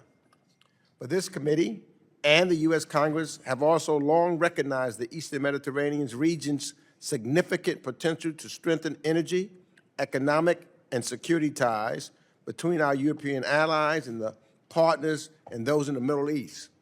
Successive administrations have also worked to strengthen these ties. Building on the success of the 3+1 format, the Abraham Accords, and other initiatives, this bill would seek to apply those models even further to the Eastern Med region and beyond. This would be a worthy effort and a continuation of the good work of this committee. So again, I'm grateful to Mr. Schneider for putting this bill forward.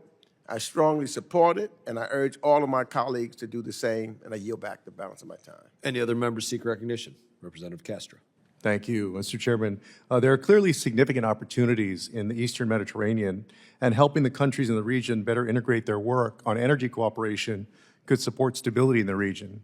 And I want to support a bill that does this and strengthens ties with U.S. allies like Greece.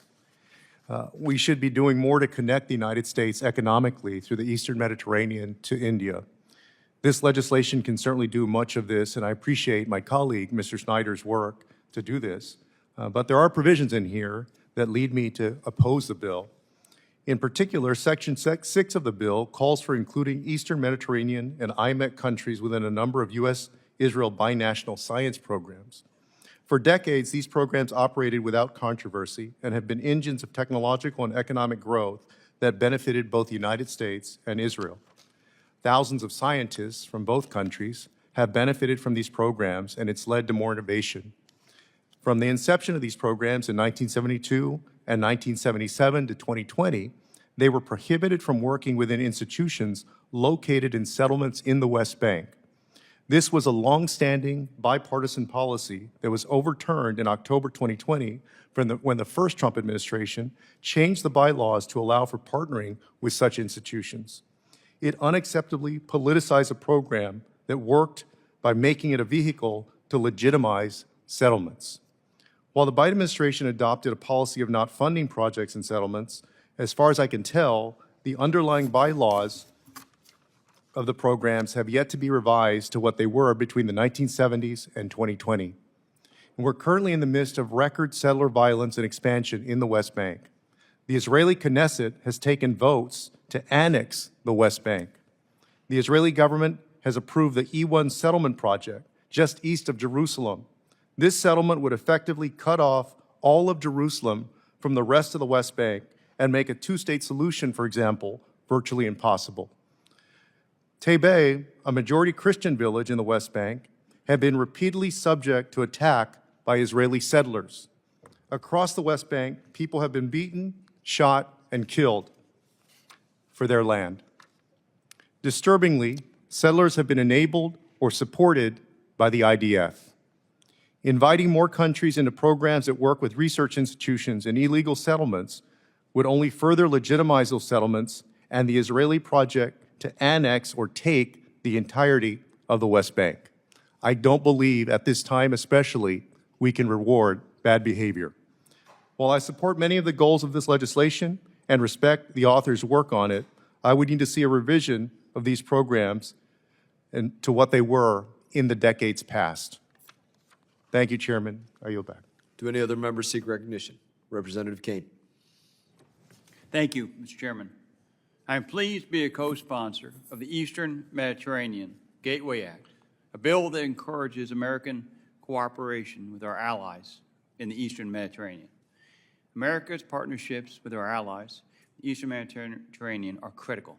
For instance, the 3+1 partnership involving Greece, Cyprus, Israel, and the United States has been integral to advancing shared energy and security interests.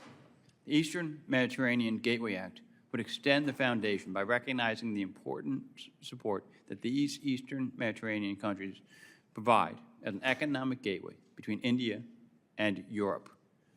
This bipartisan legislation supports our Eastern Mediterranean allies by noting their strategic importance in the dialogues regarding IMEC, the India, Middle East, Europe Economic Corridor. Additionally, it builds on existing innovative partnerships between the United States and Israel. I thank my colleagues for their partnership and urge the committee to support this important legislation. Mr. Chair, I yield back. Do any other members seek recognition? Recognize myself for a moment. I want to thank my colleagues, Representative Schneider, for introducing this piece of legislation. I rise in support. Any further discussion? Being no further discussion, the committee will move to consideration of amendments. Does any member wish to offer an amendment? Being no further amendments, I move that committee report H.R. 3307 to the House with a favorable recommendation. All those in favor signify by saying aye. Aye. All those opposed signify by saying no. Opinion of the chairs, the ayes have it. The motion is agreed to. Roll call vote has been requested pursuant to the chair's previous announcement. That vote will be postponed.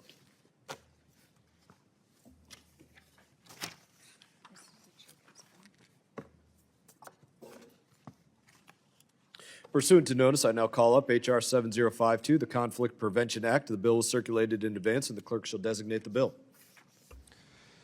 H.R. 7052, to establish a Center for Conflict Analysis, Planning, and Prevention in the Department of State and for other purposes. Without objection, the first reading is dispensed with, and the bill is considered read and open to amendment at any point. I recognize the author of the bill, Representative Jacobs, for any comments you may have. Thank you, Chairman Mast and Ranking Member Meeks for considering my bill, the Conflict Prevention Act, with Chairman Emeritus McCall, to establish a Center for Conflict Analysis, Planning, and Prevention within the State Department. So it institutionalizes and centers conflict prevention as a key part of U.S. foreign policy rather than as an afterthought.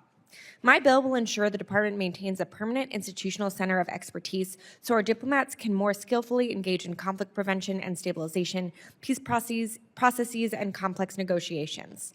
This center would be led by a director that reports to the Undersecretary for Political Affairs.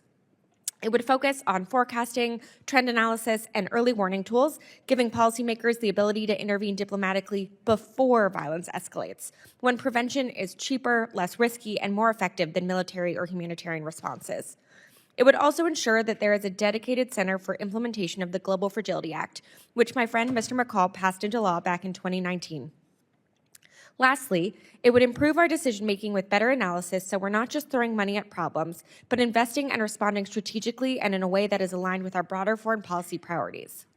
Ultimately, my bill would help the U.S. avoid preventable conflicts, spend resources more wisely, and protect both global stability and American interests at far lower human and financial cost. We successfully included the same language in last year's base text of the state authorization bill, so I'm proud and hopeful that we can also pass this as a standalone today. I want to thank Chairman Emeritus McCall for his partnership on this important bill, and I urge my colleagues to support it. I yield back. Do any other members seek recognition? Ranking Member Meeks. I support this measure, and I want to thank Representative Jacobs for her hard work on it. This bill establishes a Center for Conflict Analysis, Planning, and Prevention to ensure that the Department of State has the dedicated institutional expertise it needs to anticipate and address crises before they escalate. This center will provide a permanent hub of technical expertise, staffed with trained practitioners who can support regional bureaus and embassies with rigorous conflict analysis, mediation support, and strategic planning. Unfortunately, this administration's State Department reorganization diminished such capacities. But with this bill, the department will have the tools to better forecast emerging hotspots, strengthen U.S. engagement in peace processes, and make informed decisions about how to use our limited resources. So I again thank Representative Jacobs, and I urge all of my colleagues to support this legislation, and I yield back. Do any other Representative Zinke, you're recognized. Thank you, Mr. Chairman. I didn't see a fiscal note. Was there a fiscal note attached to it? I don't believe that there was one attached to it. Thank you. Do any other members seek recognition?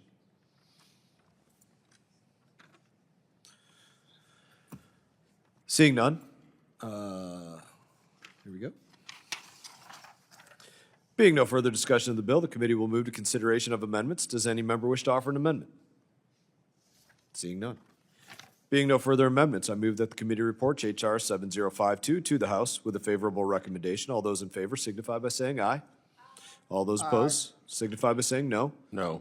Opinion of the chair. The ayes have it. The Mr. motion is Chairman, agreed to. I request a recorded vote. Recorded vote has been requested pursuant to the chair's previous announcement. This vote will be postponed.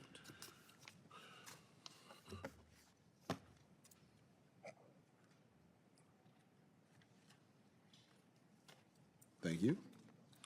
Pursuant to notice, I now call up H.R. 6275, the China AI Power Report Act. The bill was circulated in advance, and the clerk shall designate the bill. H.R. 6275, to require the Secretary of Commerce to submit a report annually on the advanced artificial intelligence capabilities of the People's Republic of China and for other purposes. Without objection, the first reading is dispensed with, and the bill is considered read and open to amendment at any point. I now recognize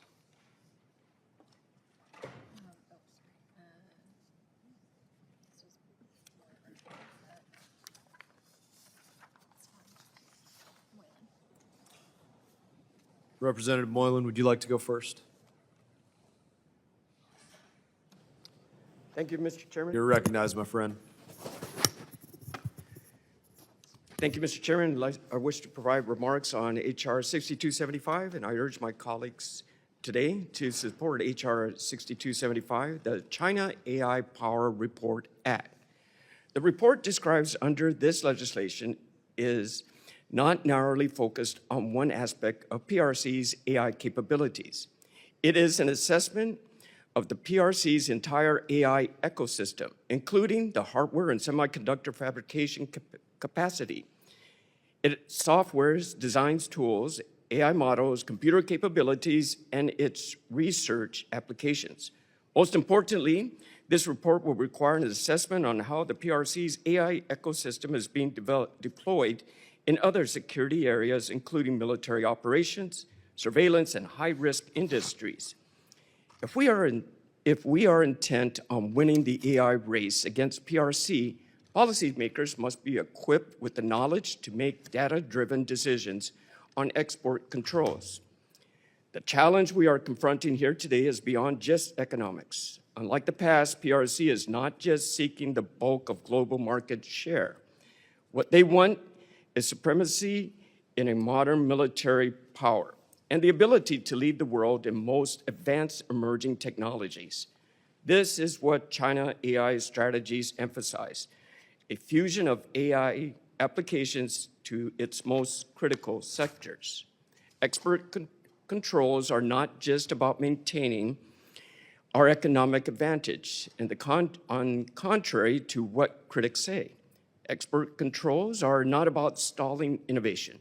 It's about ensuring that our own technologies, made with our own research and engineering, do not go to the power our adversaries' quest to upseat our nation.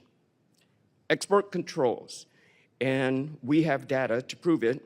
In the last several years, China's AI industry has stalled in comparison to the US, and that is because our export controls on our most advanced chips. But there is much more to export controls than the chips alone. They must include the whole ecosystem from the software to the manufacturer equipment to the cloud systems. Our controls have to be dynamic and informed across a rapid changing environment. This is what the China AI Power Report Act seeks to do. The U.S. must have the advantage in AI. That is imperative. With that, I respectfully urge affirmative vote on H.R. 6275. I yield back, Mr. Chair. Do any other members seek recognition? Ranking Member Meeks. I too support this measure. The Trump administration's artificial intelligence action plan makes clear that the United States must achieve global dominance in artificial intelligence, AI. The People's Republic of China has also made this a central objective and is working, in their own words, to capture the global lead in AI development by 2030. To effectively lead in this race, we need a clear and comprehensive assessment of the PRC's capability and industry. The annual report mandated by this bill would analyze China's capabilities and activities in the AI space, similar to the Department of Defense China Military Power Report. This will assist the United States government in comparing Americans' own AI industry and capabilities with those of China's and help shape AI policy. So I support this measure, and I yield back the balance of my time. Do any other members seek recognition? Recognize myself. We are in a technology competition with the People's Republic of China that will define generations to come. I don't think any of us are naive to that. Now, where is this competition more consequential than with artificial intelligence, a technology that I think we can all acknowledge will reshape our economy, our military, our national security for decades to come. Every year, the Department of War delivers to Congress a comprehensive assessment of China's military capabilities. This report has become essential to how we understand the threat and calibrate our response. It is time that we treat artificial intelligence with the same seriousness. The China AI Power Report establishes a standardized annual review of China's AI capabilities. And beyond that, I think it's important that we all have full recognition, both in here, open source, in a SCIF with classified information in every which way that we can about what their capabilities are. The Secretaries of Commerce and State will lead the effort in consultation with the Secretaries of War and Energy, the Director of National Intelligence, and other relevant agencies. This locks in a unified playbook for Congress, the administration, and our national security apparatus. Again, AI is central to the future of American power and national security, and this bill elevates it accordingly. I want to thank my colleague, Representative Moylan, for his leadership on this critical bill, and I urge my colleagues to join me in supporting it. Is there any further discussion? There being no further discussion of the bill, the committee will move to consideration of amendments. Does any member wish to offer an amendment? Mr. Chairman, I have an amendment at the desk. Clerk shall distribute the amendment.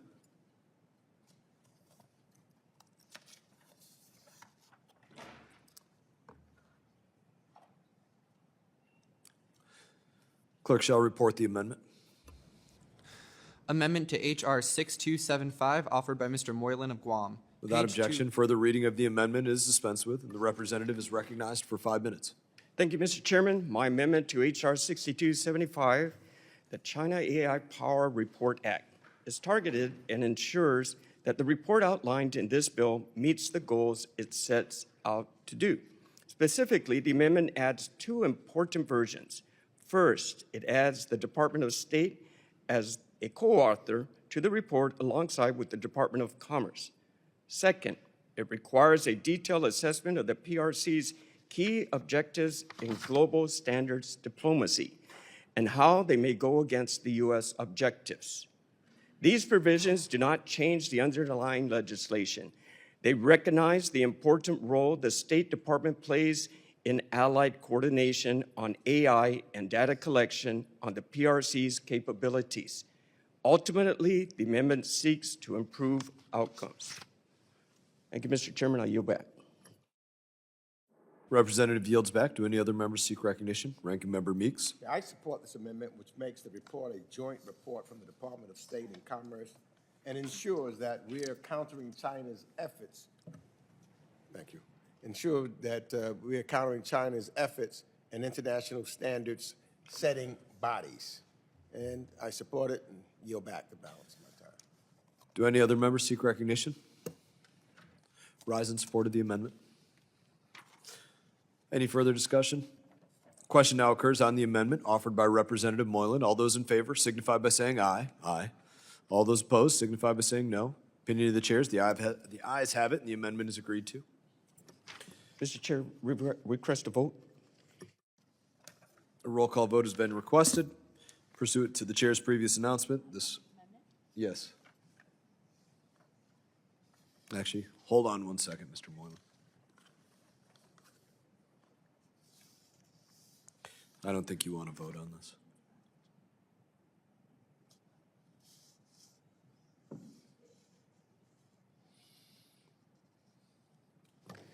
Thank you, Mr. Chairman. Withdraw the recorded vote on this. Very good. No recorded vote is requested. Any further amendments? Seeing none.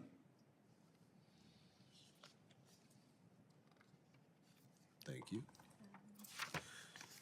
Being no further amendments, I move that the committee report H.R. 6275 as amended to the House with a favorable recommendation. All those in favor signify by saying aye. Aye. In the opinion, all those opposed signify by saying no.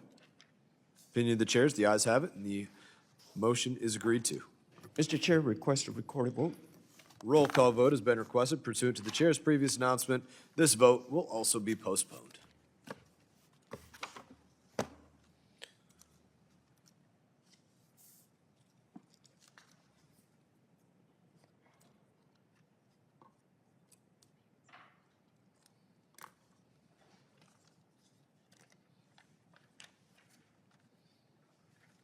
Thank you.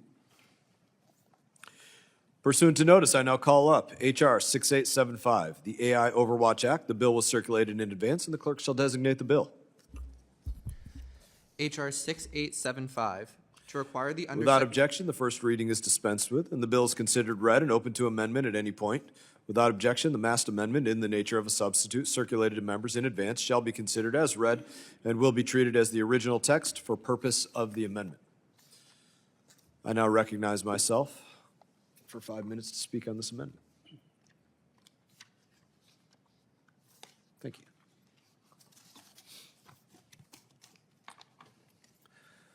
I want to thank my colleagues who have joined me in supporting this bill at a crucial time for the future of AI and America's national security.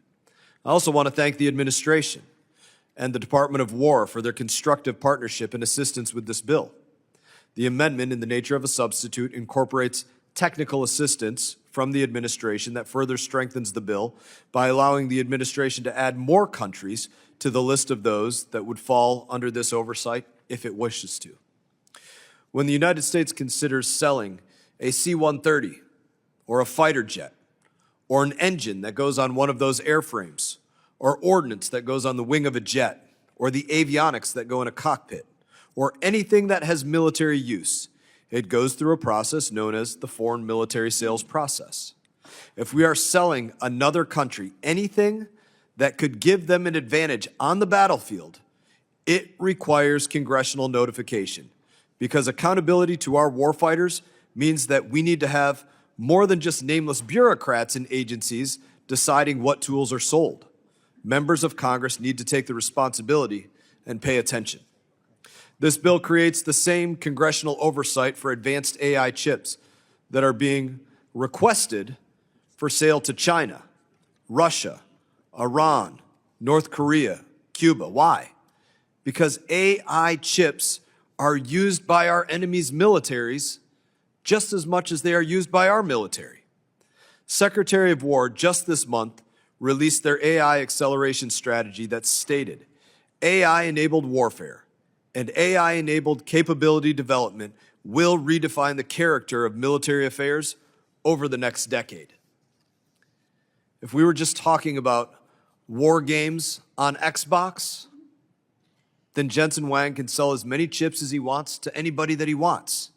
And I should have absolutely no business having a say about whether he wants to do that.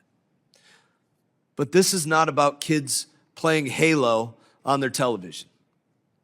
This is about the future of military warfare. It is not video game warfare. It is real strategy. It is real data crunching. It is a real-time decision-making. Everything from a drone strike to a nuke. It is real weapons systems, real warfare. And you can ask the Russians and the Ukrainians if it's real casualties. That's why these advanced chips need to fall under the same oversight as any other military-related system.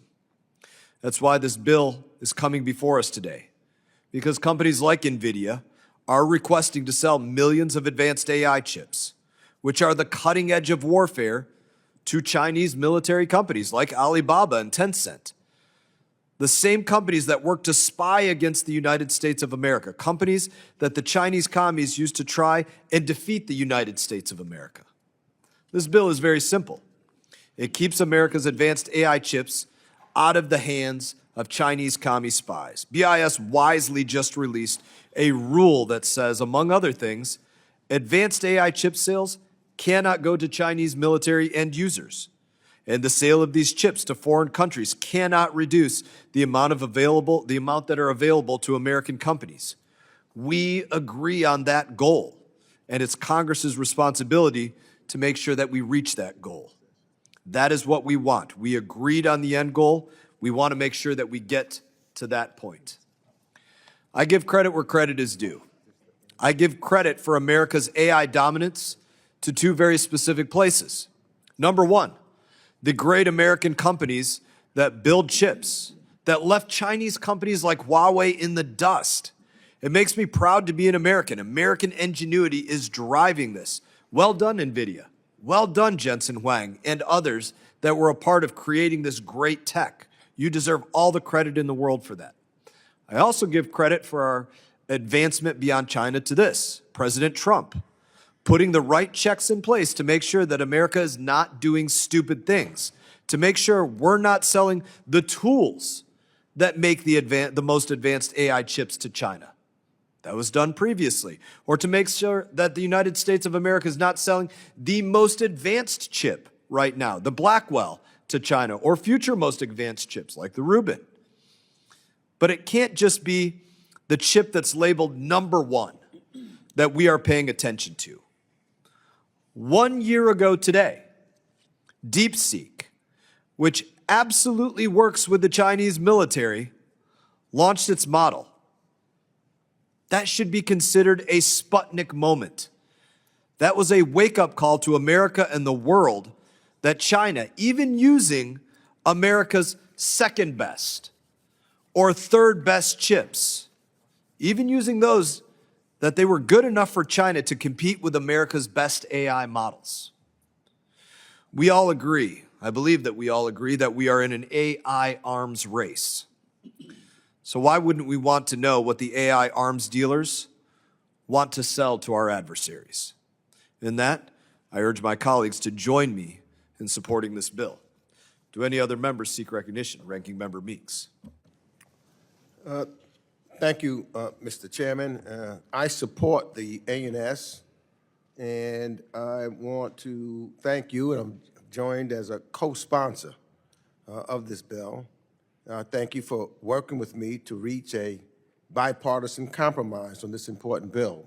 You've called and worked very strenuously, and I think that it is important, and I thank you for that. At this very moment, the Trump administration is on the verge of approving the sale of NVIDIA's H200 chips to China, which will harm our national security and undercut America's advantage in the AI race. How do we know this? Because the majority has hosted multiple private roundtables, as well as a hearing last week explaining so. The overwhelming consensus among everyone that appeared before the committee, Democrats and Republicans, was that access to American AI chips would bolster China in the AI race. President Trump's decision to permit the sale of these advanced chips to China while seizing 25% of the profits is a strategic mistake of the highest order, and it demands that Congress act. And that's exactly why I introduced the Restrict Act, alongside many Democratic members of this committee, to prohibit the sale of H-200s to China and codify the Biden administration's restrictions. And while I wish the bill before us today directly prohibited the sale of H-200s, it nevertheless puts in place robust guardrails that would delay those sales and allow for congressional review and oversight going forward. It would force the administration to certify to Congress that particular license approvals of H-200s do not undermine America's national security, its industry, or its ability to lead in the AI race. So again, I want to thank the chairman for adding an outright ban on the sale of NVIDIA's Blackwell chips to China. I have been so worried that the president wouldn't stop at just H-200s, and that when he next meets with Xi Jinping, he'll put the Blackwells on the table. This bipartisan A&S would take Blackwells off the tables for 2 years.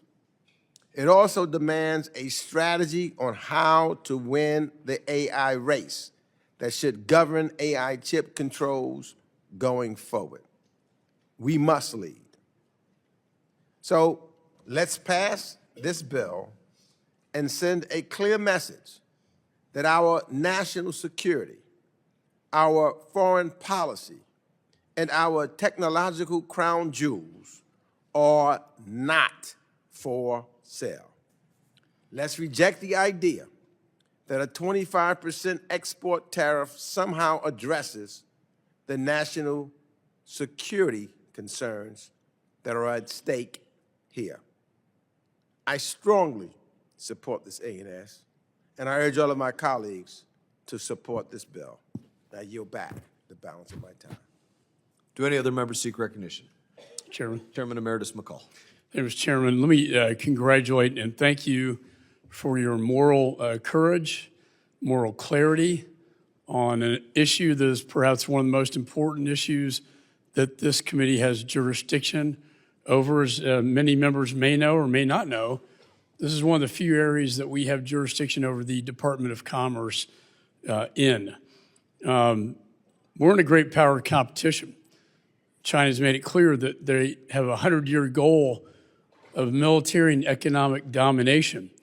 And AI is the key to achieving that very goal. As the chairman points out, AI has a direct connection. Advanced chips, AI chips, are directly connected to advanced weapons systems.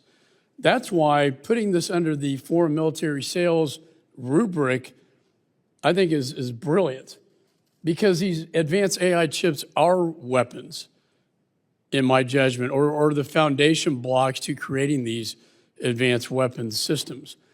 I remember back when I was a young federal prosecutor in the China investigation, looking into money coming from China into the presidential campaign, money from China Aerospace in deposit slips in Hong Kong going into the Clinton campaign. And why? Because they wanted our technology. They wanted our aerospace technology. They want our satellite technology. The year was 1997. They have advanced significantly since that time. And I have the saying, they steal it. They steal trillions in intellectual property, but for God's sakes, we don't have to sell it to them. Just last month, in my home state of Texas, the U.S. Attorney cracked down on the illegal smuggling of these H-200 chips to China, and at that time stated that these chips form, quote, the building blocks of AI superiority and are integral to modern military applications. I couldn't agree more with him as a former U.S. attorney. NVIDIA chips led to the creation of DeepSeek AI, China's AI company. What more evidence do we need? Now, granted, it was legal at that time. Now it is not. But the sale of 2 million of these advanced chips to China, in my judgment, is dangerous. I introduced the CHIPS bill at the urging of Secretary Mike Pompeo and Wilbur Ross to make America first in the manufacturing of semiconductor chips.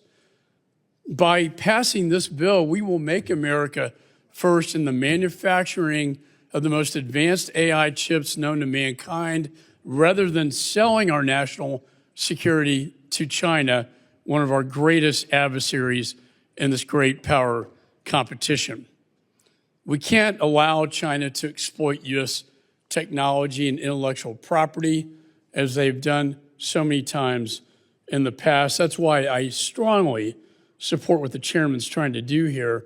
You know, last Congress, as chairman, I passed almost, I think, unanimously out of committee, the Enforce Act, which would ban the sale of military-grade AI technology to China.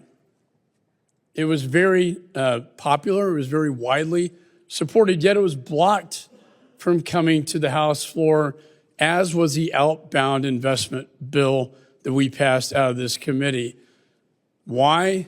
Because there are special interest groups out there right now with millions of dollars funded by the very people who will profit off of the sale of these chips and others that have so much at stake that they are waging a social media campaign war against this idea and against this bill, which the chairman is advancing to protect the national security interest of the United States of America. Shame on them, both when I was chairman trying to pass this legislation and now. And Mr. Chairman, I want to work strongly with you to ensure that doesn't happen again, that we get this bill that is probably the most America First bill I've seen in this Congress get to the floor, because we know we have the votes to pass it to protect us from China and the great power competition. With that, I yield back. Do any other members seek recognition? Representative Kamla-Gerdau. Thank you, Mr. Chair. And I will be supporting this bill. You know, over the past year, Trump has turned one of our most important national security tools, export controls on advanced AI technologies, into his own personal negotiating device. He traded away export controls on cutting-edge AI chips to de-escalate his own trade war with the PRC. He has effectively paused any new export controls on China to maintain the détente, preferring to bully our allies rather than confront our adversaries. He sold leading-edge semiconductor chips to AI labs in the UAE and Saudi Arabia that are backed by companies doing business with his family members and key advisors. And he greenlit the export of the most advanced AI chip we have ever sold to China, the H200s. This is the mind state of a bad hombre to the United States. And as we have seen time and time again, Trump has no problem selling out our national security, whether that's betraying our Afghan allies and the service members who relied on them, dismantling USAID and our global soft power, or rupturing the post-World War transatlantic alliance by backstabbing Ukraine and trying to take over Greenland. Trump is out of control and needs to be reeled in. And that is why the AI Overwatch Act is so important. It is a clapback, finally, that the American people are waiting for from this Congress. To support what I've heard already, this bill takes the only meaningful steps to constrain Trump's reckless foreign policy that I have seen from the majority in the past year. It bans the export of Blackwells to China, which Trump has repeatedly entertained selling to the PRC, and it increases congressional oversight of the AI chip sales Trump is facilitating for Xi Jinping. This bill helps reassert Congress's role in a key part of our foreign policy and stand up to this administration's dangerous behavior. I feel like today I could say Congress finally woke up for a little bit, amen. And I am so glad to support this legislation, and I urge my colleagues to do the same. Thank you so much, Mr. Chair, and I yield back. Any other members seek recognition? Representative Issa. Thank you, Mr. Chairman. It's unusual for me to nuance a difference between one of your bills and my view of what we should do, but I'm going to try to do that here today. First of all, I will support moving this bill forward. I think it is too important for us not to begin the process of moving this to becoming law. Having said that, as a member of the Science Committee, as a member of the Judiciary Committee chairing AI development there and its regulation, and as somebody who came from an industry that exported and used tools and saw one cutting-edge product today become simply a chip for the gaming industry or some other use in just a few years, I know how fast-moving this process is. And so the deep concerns I have, sufficient to speak out here today, include but are not limited to the way this bill is currently structured. It begins to put us into the position of being a regulator. Let me assure you, Congress is not a good regulator. We pass on the specifics of fast-moving decision-making to the executive branch and they to experts, and in this case, a broad array of parts of the government in order to ensure that they can be both effective and flexible when they need to be. I believe that we need to maintain that. For that reason, a number of areas concern me that I'll briefly call up. One of them is that if, as the bill says, you can essentially retroactively, by an ordinary vote in the House and Senate, take back a product that may have been weeks or months in preparation and that has been approved by the administration, means that the timeline to beginning the production of something that might take many months to produce doesn't start until after the time runs out by Congress. That period of uncertainty seems to be one that could lead to a number of problems. That doesn't mean that this bill or its intent is in any way defective. I think just the opposite. It is necessary, it is essential that we find the right balance. So as of today, the administration has not weighed in other than technical corrections to make the bill solid. I believe that in the weeks to come, that we can, in fact, work with the administration to bring what is probably fairly nuanced differences, but one that would allow BIS as the lead, along with all the other elements, to continue to be able to go through a process hand in hand with the administration. One example that may become part of it is a notification at the front end of the process to Congress with sufficient detail for Congress to act early in the process rather than later in the process. That doesn't change the fact that if Congress at any time believes that we should second guess a decision to allow for a product to be exported now or in the future, that we can't do that. That remains our right. But in this case, it's done by an expedited privilege process, and it's done after approvals effectively have been completed. So again, I hope I've been able to slightly nuance that this and other areas of concern caused me to say, A, let's move this forward. B, let's continue working along with the administration to make sure that we second guess when necessary, but do not take an unwarranted step toward trying to be a regulator. We're not the BIS. We're not even the other elements of that decision process. In closing, Mr. Chairman, national security is important to us. We absolutely do not want to sell the modern equivalent of the rope that hangs us to our adversary, And for that reason, I will support moving this forward, but with sufficient reservations that I will work in good faith to see that it may have small changes, but that it becomes law. And with that, I thank the chairman for his leadership and yield back. Representative yields back. Any other members seek recognition? Representative Kim. Thank you, Chairman Mast. As an original co-sponsor of the AI Overwatch Act, I strongly support this vital legislation, which builds on President Trump's bold vision for American leadership in AI and national security. This bill aligns with complements the President's national security guardrails on AI, while codifying the administration's ban on exporting top-grade chips to China, as laid out in the Bureau of Industry and Security's recent January 15 rule on H200 chips. The Trump administration has been clear-eyed on winning the AI arms race against China and closing any export control loopholes. Meanwhile, the last administration made concessions to China, lifting sanctions on a blacklisted Chinese government entity that are linked to Uyghur human rights abuses to secure cooperation on another issue.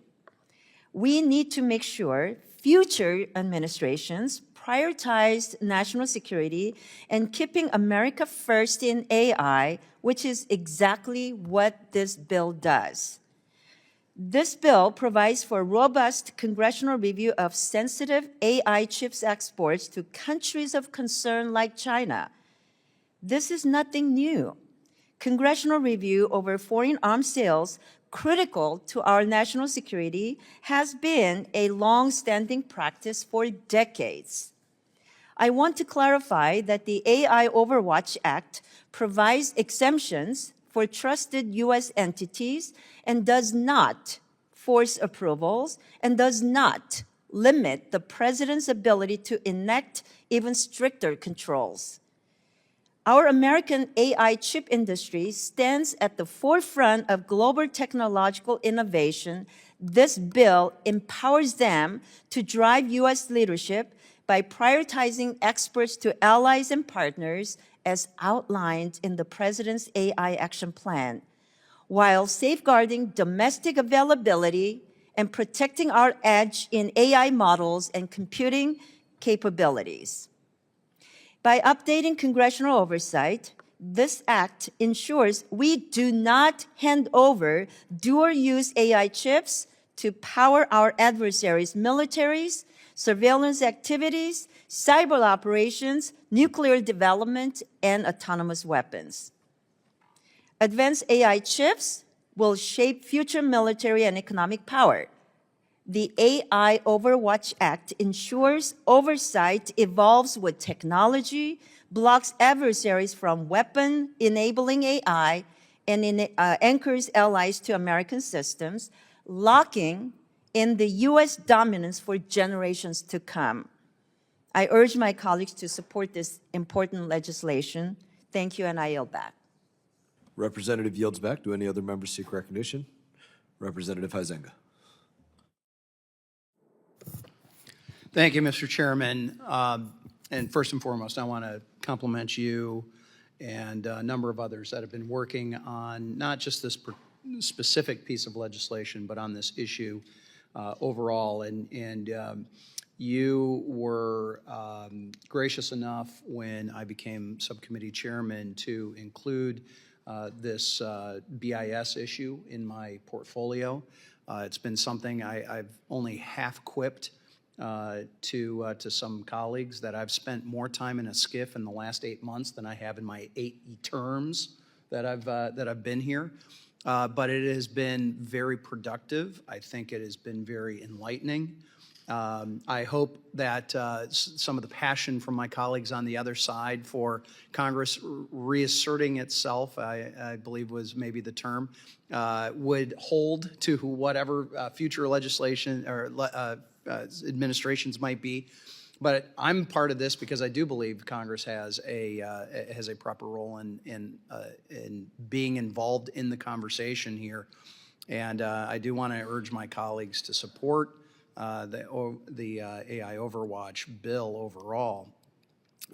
Since the beginning of the 119th Congress, we have held 9 member-level engagements, 9, including hearings and roundtables with administration officials, industry leaders, and experts on the significance of the AI arms race. The AI Overwatch Act is a culmination of those conversations and helps us win this new arms race in a few ways. First, it codifies the president's call for strong national security conditions on the sale of AI chips to China. And no chips can be sold to the Chinese military or its contractors. It also codifies the president's ban on the sale of Blackwells to China. Second, it codifies the Commerce Department's H-200 rule requiring that sales of millions of AI chips to China do not make it harder for Americans and American companies to access those chips themselves. In periods of AI chip shortages, Americans should not be waiting in line behind Chinese companies. Third, it supports the administration's AI action plan by accelerating sales of AI chips worldwide for American cloud companies. America must beat China in the global build-out of the AI, I believe, and this is a modern era arms race. And I understand in all of our conversations, Mr. Chairman, you and I had one yesterday with some folks. We've had a number of these conversations with people in the ecosystem, in the administration, in the industry, and I understand that some people have different perspective. They have a different lens which they view this through. They have a different strategy as to how and maybe sometimes even why we need to keep an edge here with our U.S. technology. I'm glad we're putting this stake in the ground. This is the beginning of the conversation, not the end of the conversation, but this is a very important conversation and maybe the conversation to have. This bill sets us off on that journey, Mr. Chairman, and I appreciate what you're doing. So the stakes can't be higher. Congress has a role to play in ensuring that the AI revolution is an American story and not a Chinese story. With that, I'll yield back. Do any other members seek recognition? Representative Davidson. Thank you, Chairman. Thank you for working diligently on this legislation and, frankly, in this arena. The reality is AI and chips are quickly becoming the preeminent dual-use technology on battlefields of tomorrow and in the economies that shape global power. Both hardware and software we export may someday be used to put lives at risk, and frankly, even the data. And so for that reason, I was glad to work with colleagues in the House and Senate to introduce the Biological Intellectual Property Protection Act just last month. Representative Chrissy Houlihan here in the House. In the Senate, Senators Tom Cotton, Ted Budd, and Maggie Hassan. So this is an issue that, as we've seen today, is bipartisan, and maybe for different reasons, but we've operated under a congressional review process for arms shipments governed by the Arms Export Control Act for generations in order to ensure that shipments are in the national interest, that they don't endanger our warfighters, so defense and offense. They advance our interests and defend our interests. So Congress should also scrutinize chip exports that may be used for dual-use technology. In recent days, influencers at the behest of foreign governments and corporate lobbyists have spread immense amounts of lies and half-truths about the AI Overwatch Act, trying to scuttle this legislation. So I applaud you for continuing on and bringing this to the floor. Some have tried to call it somehow pro-China when the opposite's clear. Somehow people have called it anti-Trump when the reality is it implements the offensive plan President Trump has laid out for American companies to lead the way, as Mr. Huizenga highlighted, in cloud computing and other execution of our policy. And as far as holding any administration accountable, good grief, last term we were governed by the auto pen, apparently. So who knows what kind of scrutiny was going on. So while President Trump is there ready to sign a bill, Congress does need to take action, and we need to pass laws, not just executive orders. So far from tying the president's hands, this bill simply ensures that a review process to ensure chip sales are aligned with the other arms export controls that we're doing. Nobody would claim that the Arms Export Control Act procedures are somehow a grave violation of presidential power. Far from it. Congressional review of dual-use technology transfer ensures that these decisions are so often made, at a staff level. They're done in a bipartisan way because they're enduring. And don't we need that, not just a ping-pong back and forth from one cell phone and a pen to the next cell phone and a pen. This law is an important step for Congress. So thank you, Chairman Mast, and all the other co-sponsors, the team, for bringing this to this committee and hopefully to the floor soon. The future of chips and AI will define the future, and congressional oversight of it is frankly overdue, but it's timely right now. So I urge all of our colleagues to support it, and I yield back. Will the gentleman Mr. yield? Huizinga. Well, thank you. And I just wanted to comment on something that you had alluded to sort of earlier in your conversation. We're seeing a lot of activity in social media spheres. Much of that is tied to paid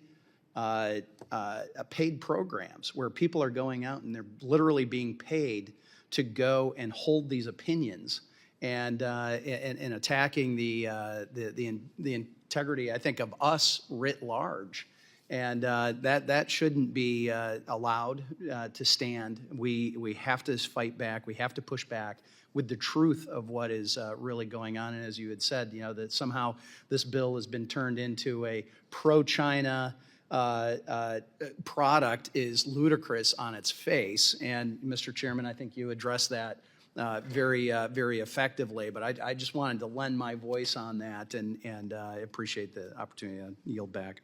Thank you, and I now yield back. Any other members seek recognition? Representative Kane. Thank you, Mr. Chairman. I rise in strong support of the AI Overwatch Act, a bill that ensures Congress can exercise proper oversight of America's export control regime. The Bureau of Industry and Security serves as an important role in ensuring America's innovative technologies never end up in the wrong hands. As China increasingly seeks to gain an edge in the AI arms race, BIS export controls are critical in ensuring that America maintains the lead. The stakes of the AI arms race are high. As former Deputy U.S. National Security Advisor Pottinger put it at a hearing last week, AI isn't just a pivotal technology. It is the pivotal technology that will determine whether the United States and its allies, or an axis of totalitarian regimes, control the means to lead in virtually all technologies, military and commercial. With such high stakes, Congress's role in overseeing America's export control regime is of incredible importance. And that's why I support the AI Overwatch Act, which ensures that Congress never abdicates its role in overseeing critical export controls. I support this bill, and I encourage my colleagues to do the same. Thank you, and I yield back. Representative yields back. Do any other members seek recognition? Representative Boylan. Mr. Chairman, I wish to speak in support of the amendment and the underlying legislation. And as a member of the House Armed Services Committee, I recognize that it's about time we began treating AI chips as a piece of hardware that is critical to maintaining our military advantage. We already have in place similar export controls on dual-use hardware that enhance our adversaries' military capabilities. It is time that we treat artificial intelligence technologies in the same way. AI will be a critical factor in military campaigns. Chips will power guidance systems, cyber warfare, and enable our adversaries to attack the American homeland. As a representative from Guam, I understand how critical this is for our national security. We must ensure that missile defense of our island through the build-out of Guam Missile Defense System and Golden Dome is coupled with our continued leadership and advantage on artificial intelligence. We cannot allow our own hardware to fuel China's military. Put simply, we cannot trip on our own laces during the race against China. AI Overwatch matters for the defense of our nation. It not only codifies bans on most advanced AI chips, but it gives this body oversight of advanced chip sales to our adversaries. I hope we can keep this at the top of the mind as we move to advance the chairman's bill through committee. With that, I yield back. Any further discussion? There being no further discussion of the bill, the committee will move for consideration of amendments. Does any member wish to offer an amendment? Mr. Representative Chairman, I have an amendment at the desk. The clerk shall distribute the amendment.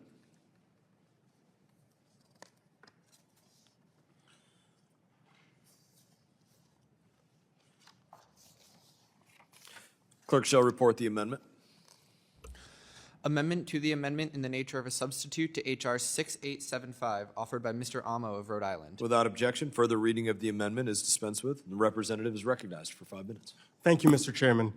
Chairman Mast, I'm really grateful for your work to craft this bipartisan bill. The AI Overwatch Act is a critical step towards ensuring that we don't export our most sensitive AI technology. As AI continues to advance, we must protect our advanced AI technology from those who would harm the United States. We cannot, by any means, hand our advanced technology over to our adversaries on a silver platter. And just last week, this committee held a hearing on winning the AI arms race against China. We heard from experts on the importance of keeping our technology safe if we want to win the AI race. During this hearing, a bipartisan group of members spoke out against selling the H-200 chips to China, and the bipartisan witnesses agreed. It was a welcome moment of bipartisan consensus in these divided times. H-200 chips have 6 times more processing power than the current U.S. export controls to China. Allowing China to access these chips undermines our lead in the AI race and threatens our national security. My common sense amendment simply echoes the concerns that we heard in this room just last week. It expresses the sense of Congress that the sale of H-200 chips to China would endanger our national security and our ability to win the AI race. My amendment also reaffirms the Justice Department's December position. When the DOJ shut down a smuggling ring that illegally exported H-200 chips to China, they stated, quote, "Chips are the building blocks of AI superiority and are integral to modern military applications. The country that controls these chips will control AI technology. The country that controls AI technology will control the future." I rarely agree with the Trump Department of Justice on anything, but we are united on this. If that is not a sign of how critical protecting advanced chips is to our national security, I really don't know what else is. I hope that my Republican colleagues on this committee continue the bipartisan support for protecting our advanced AI technology by voting for this amendment. And I'm glad this committee is working to protect our AI technology. But before I yield the remainder of my time, I want to address a pretty big elephant in the room. Our Republican colleagues are once again refusing to face Trump's dueling crises of this very moment. This time, ignoring Trump's military action in Venezuela and his aggression towards Greenland. This is the Foreign Affairs Committee. When anyone, including the president, violates the sovereignty of another nation or threatens to invade or forcibly purchase a NATO ally, this committee should be prepared to respond. Instead, my colleagues are burying their heads in the sand. Many members of this committee have bills that address the situation in Venezuela and in Greenland.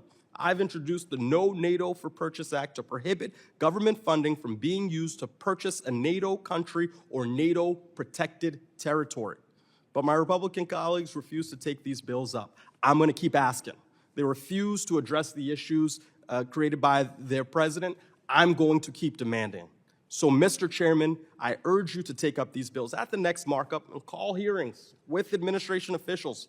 That's our job, to get answers, to ask questions, to do the hard work, and get to the bottom of the president's rhetoric and behavior towards Greenland and Venezuela.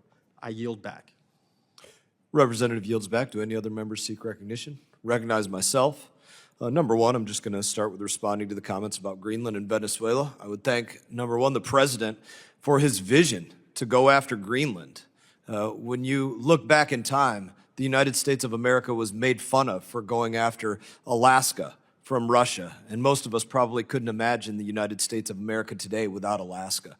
And I'd also commend the president on his stones to go after Maduro, one of the worst criminals anywhere in our hemisphere.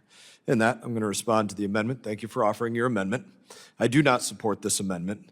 The administration's H-200 rule and also the AI Overwatch Act provide detailed, robust conditions that ensure any H-200 exports will not harm U.S. national security in a number of different ways, about 6 different ways, to include that it doesn't prevent U.S. companies from getting their hands on them, to making sure there's no Chinese military end users. This sense of Congress would completely disregard those important national security conditions. And in that, I close my time, and I would ask any other members seek recognition. Seeing none. Without objection, seeing none.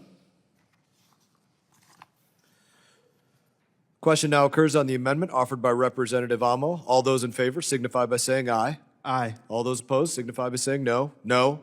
Opinion of the chair, the noes have it, and the amendment is not agreed to. Any further amendments? I request a recorded vote. Recording vote has been requested. Pursuant to the, we call that vote now? No, we'll do it later. We'll roll that vote as well. Pursuant to the chair's previous announcement, this vote will be postponed. Any further amendments? Seeing none. Thank you. Further proceedings on this bill will be postponed.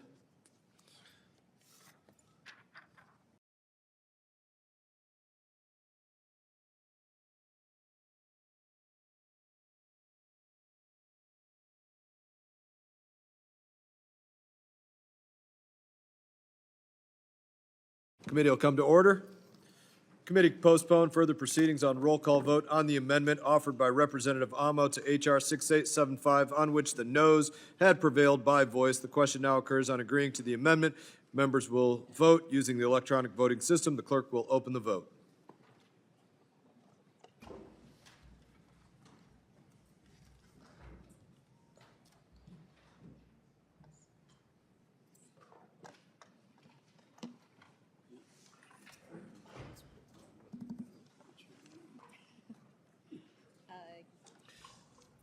Have all members voted?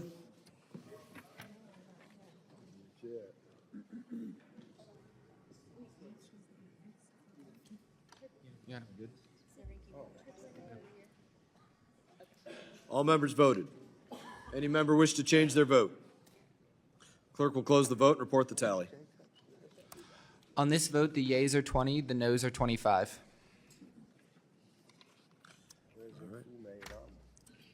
The nays have it. The amendment is not agreed to. Being no further amendments, I move that the committee report H.R. 6875 as amended to the House with a favorable recommendation. All those in favor signify by saying aye. Aye. All those opposed signify by saying no. Opinion of the chair, the ayes have it, and the motion is agreed to. Call for a roll call vote. Roll call vote has been requested. Members will vote using the electronic voting system. The clerk will open the vote.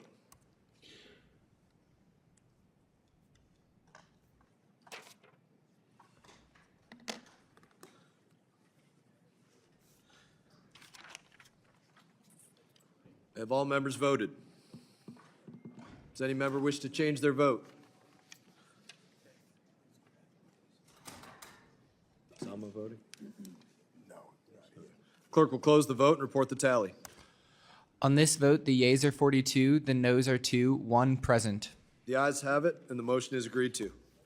Committee postponed further proceedings on reporting H.R. 7036, the Data-Driven Diplomacy Act, favorably to the House, on which the ayes prevailed by voice. The question now occurs on reporting the measure to the House with a favorable recommendation. Members will vote using the electronic voting system. Clerk will open the vote.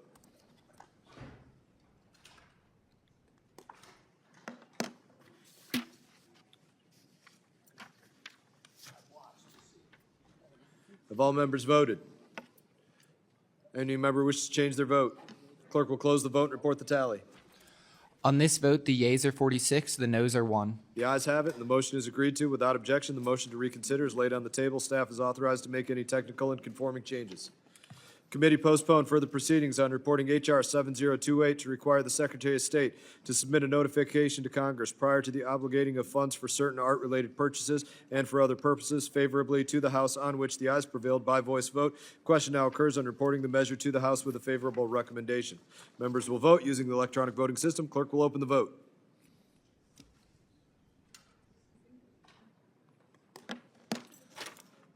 Have all members voted? Any member wish to change their vote? Clerk will close the vote and report the tally. On this vote, the yeas are 46, the noes are 1. The ayes have it, and the motion is agreed to. Without objection, the motion to reconsider is laid on the table. Staff is authorized to make any technical and conforming changes. Committee postponed further proceedings on reporting H.R. 6411, the Preshevo Valley Discrimination Assessment Act, favorably to the House, on which the ayes prevailed by voice vote. Question now occurs on reporting the measure to the House with a favorable recommendation. Members will vote using the electronic voting system. Clerk will open the vote.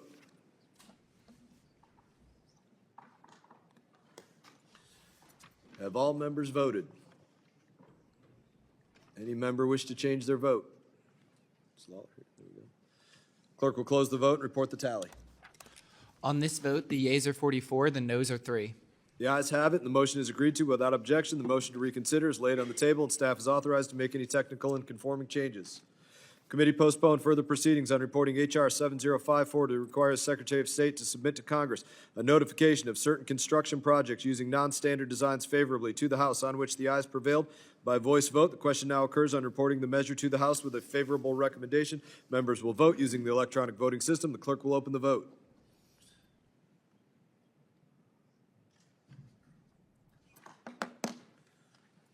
Have all members voted? Does any member wish to change their vote? Clerk will close the vote and report the tally. On this vote, the yeas are 47, the noes 0. The ayes have it, and the motion is agreed to. Without objection, the motion to reconsider is laid on the table. Staff is authorized to make any technical and conforming changes. Committee postponed further proceedings on reporting H.R. 4532, the American Cooperation with Our Neighbors Act, as amended favorably to the House, on which the ayes prevailed by voice vote. The question now occurs on reporting the measure to the House with a favorable recommendation. Members will vote using the electronic voting system. The clerk will open the vote.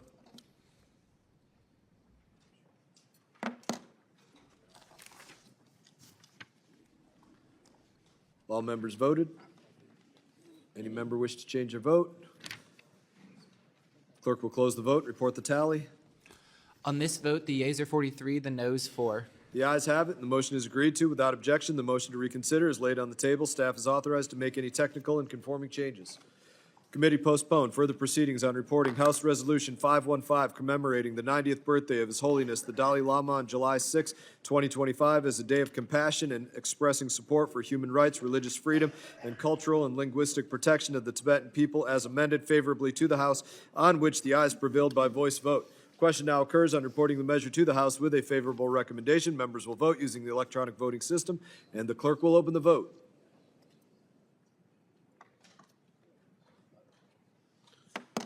Have all members voted?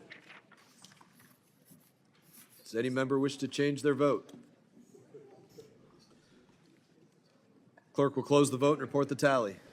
On this vote, the yeas are 46, the noes 1. The ayes have it, and the motion is agreed to. Without objection, the motion to reconsider is laid on the table, and staff is authorized to make any technical and conforming changes. Committee postponed further proceedings on reporting H.R. 4368, the Caribbean Basin Security Initiative Authorization Act, as amended favorably to the House, on which the ayes prevailed by voice vote. The question now occurs on reporting the measure to the House with a favorable recommendation. Members will vote using the electronic voting system. The clerk will open the vote.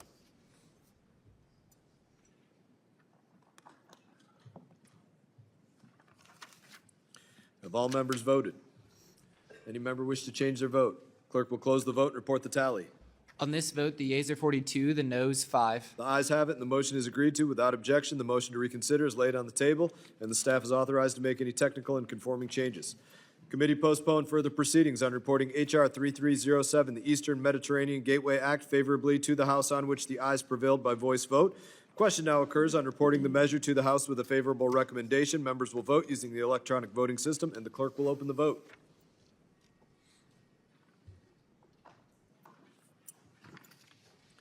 Have all members voted? Any member wish to change their vote? Clerk will close the vote and report the tally. On this vote, the yeas are 45, the noes 2. The ayes have it, and the motion is agreed to. Without objection, the motion to reconsider is laid on the table. Staff is authorized to make any technical and conforming changes. Committee postponed further proceedings on reporting H.R. 7052, the Conflict Prevention Act, favorably to the House, on which the ayes prevailed by voice vote. The question now occurs on reporting the measure to the House with a favorable recommendation. Members will vote using the electronic voting system. The clerk will open the vote.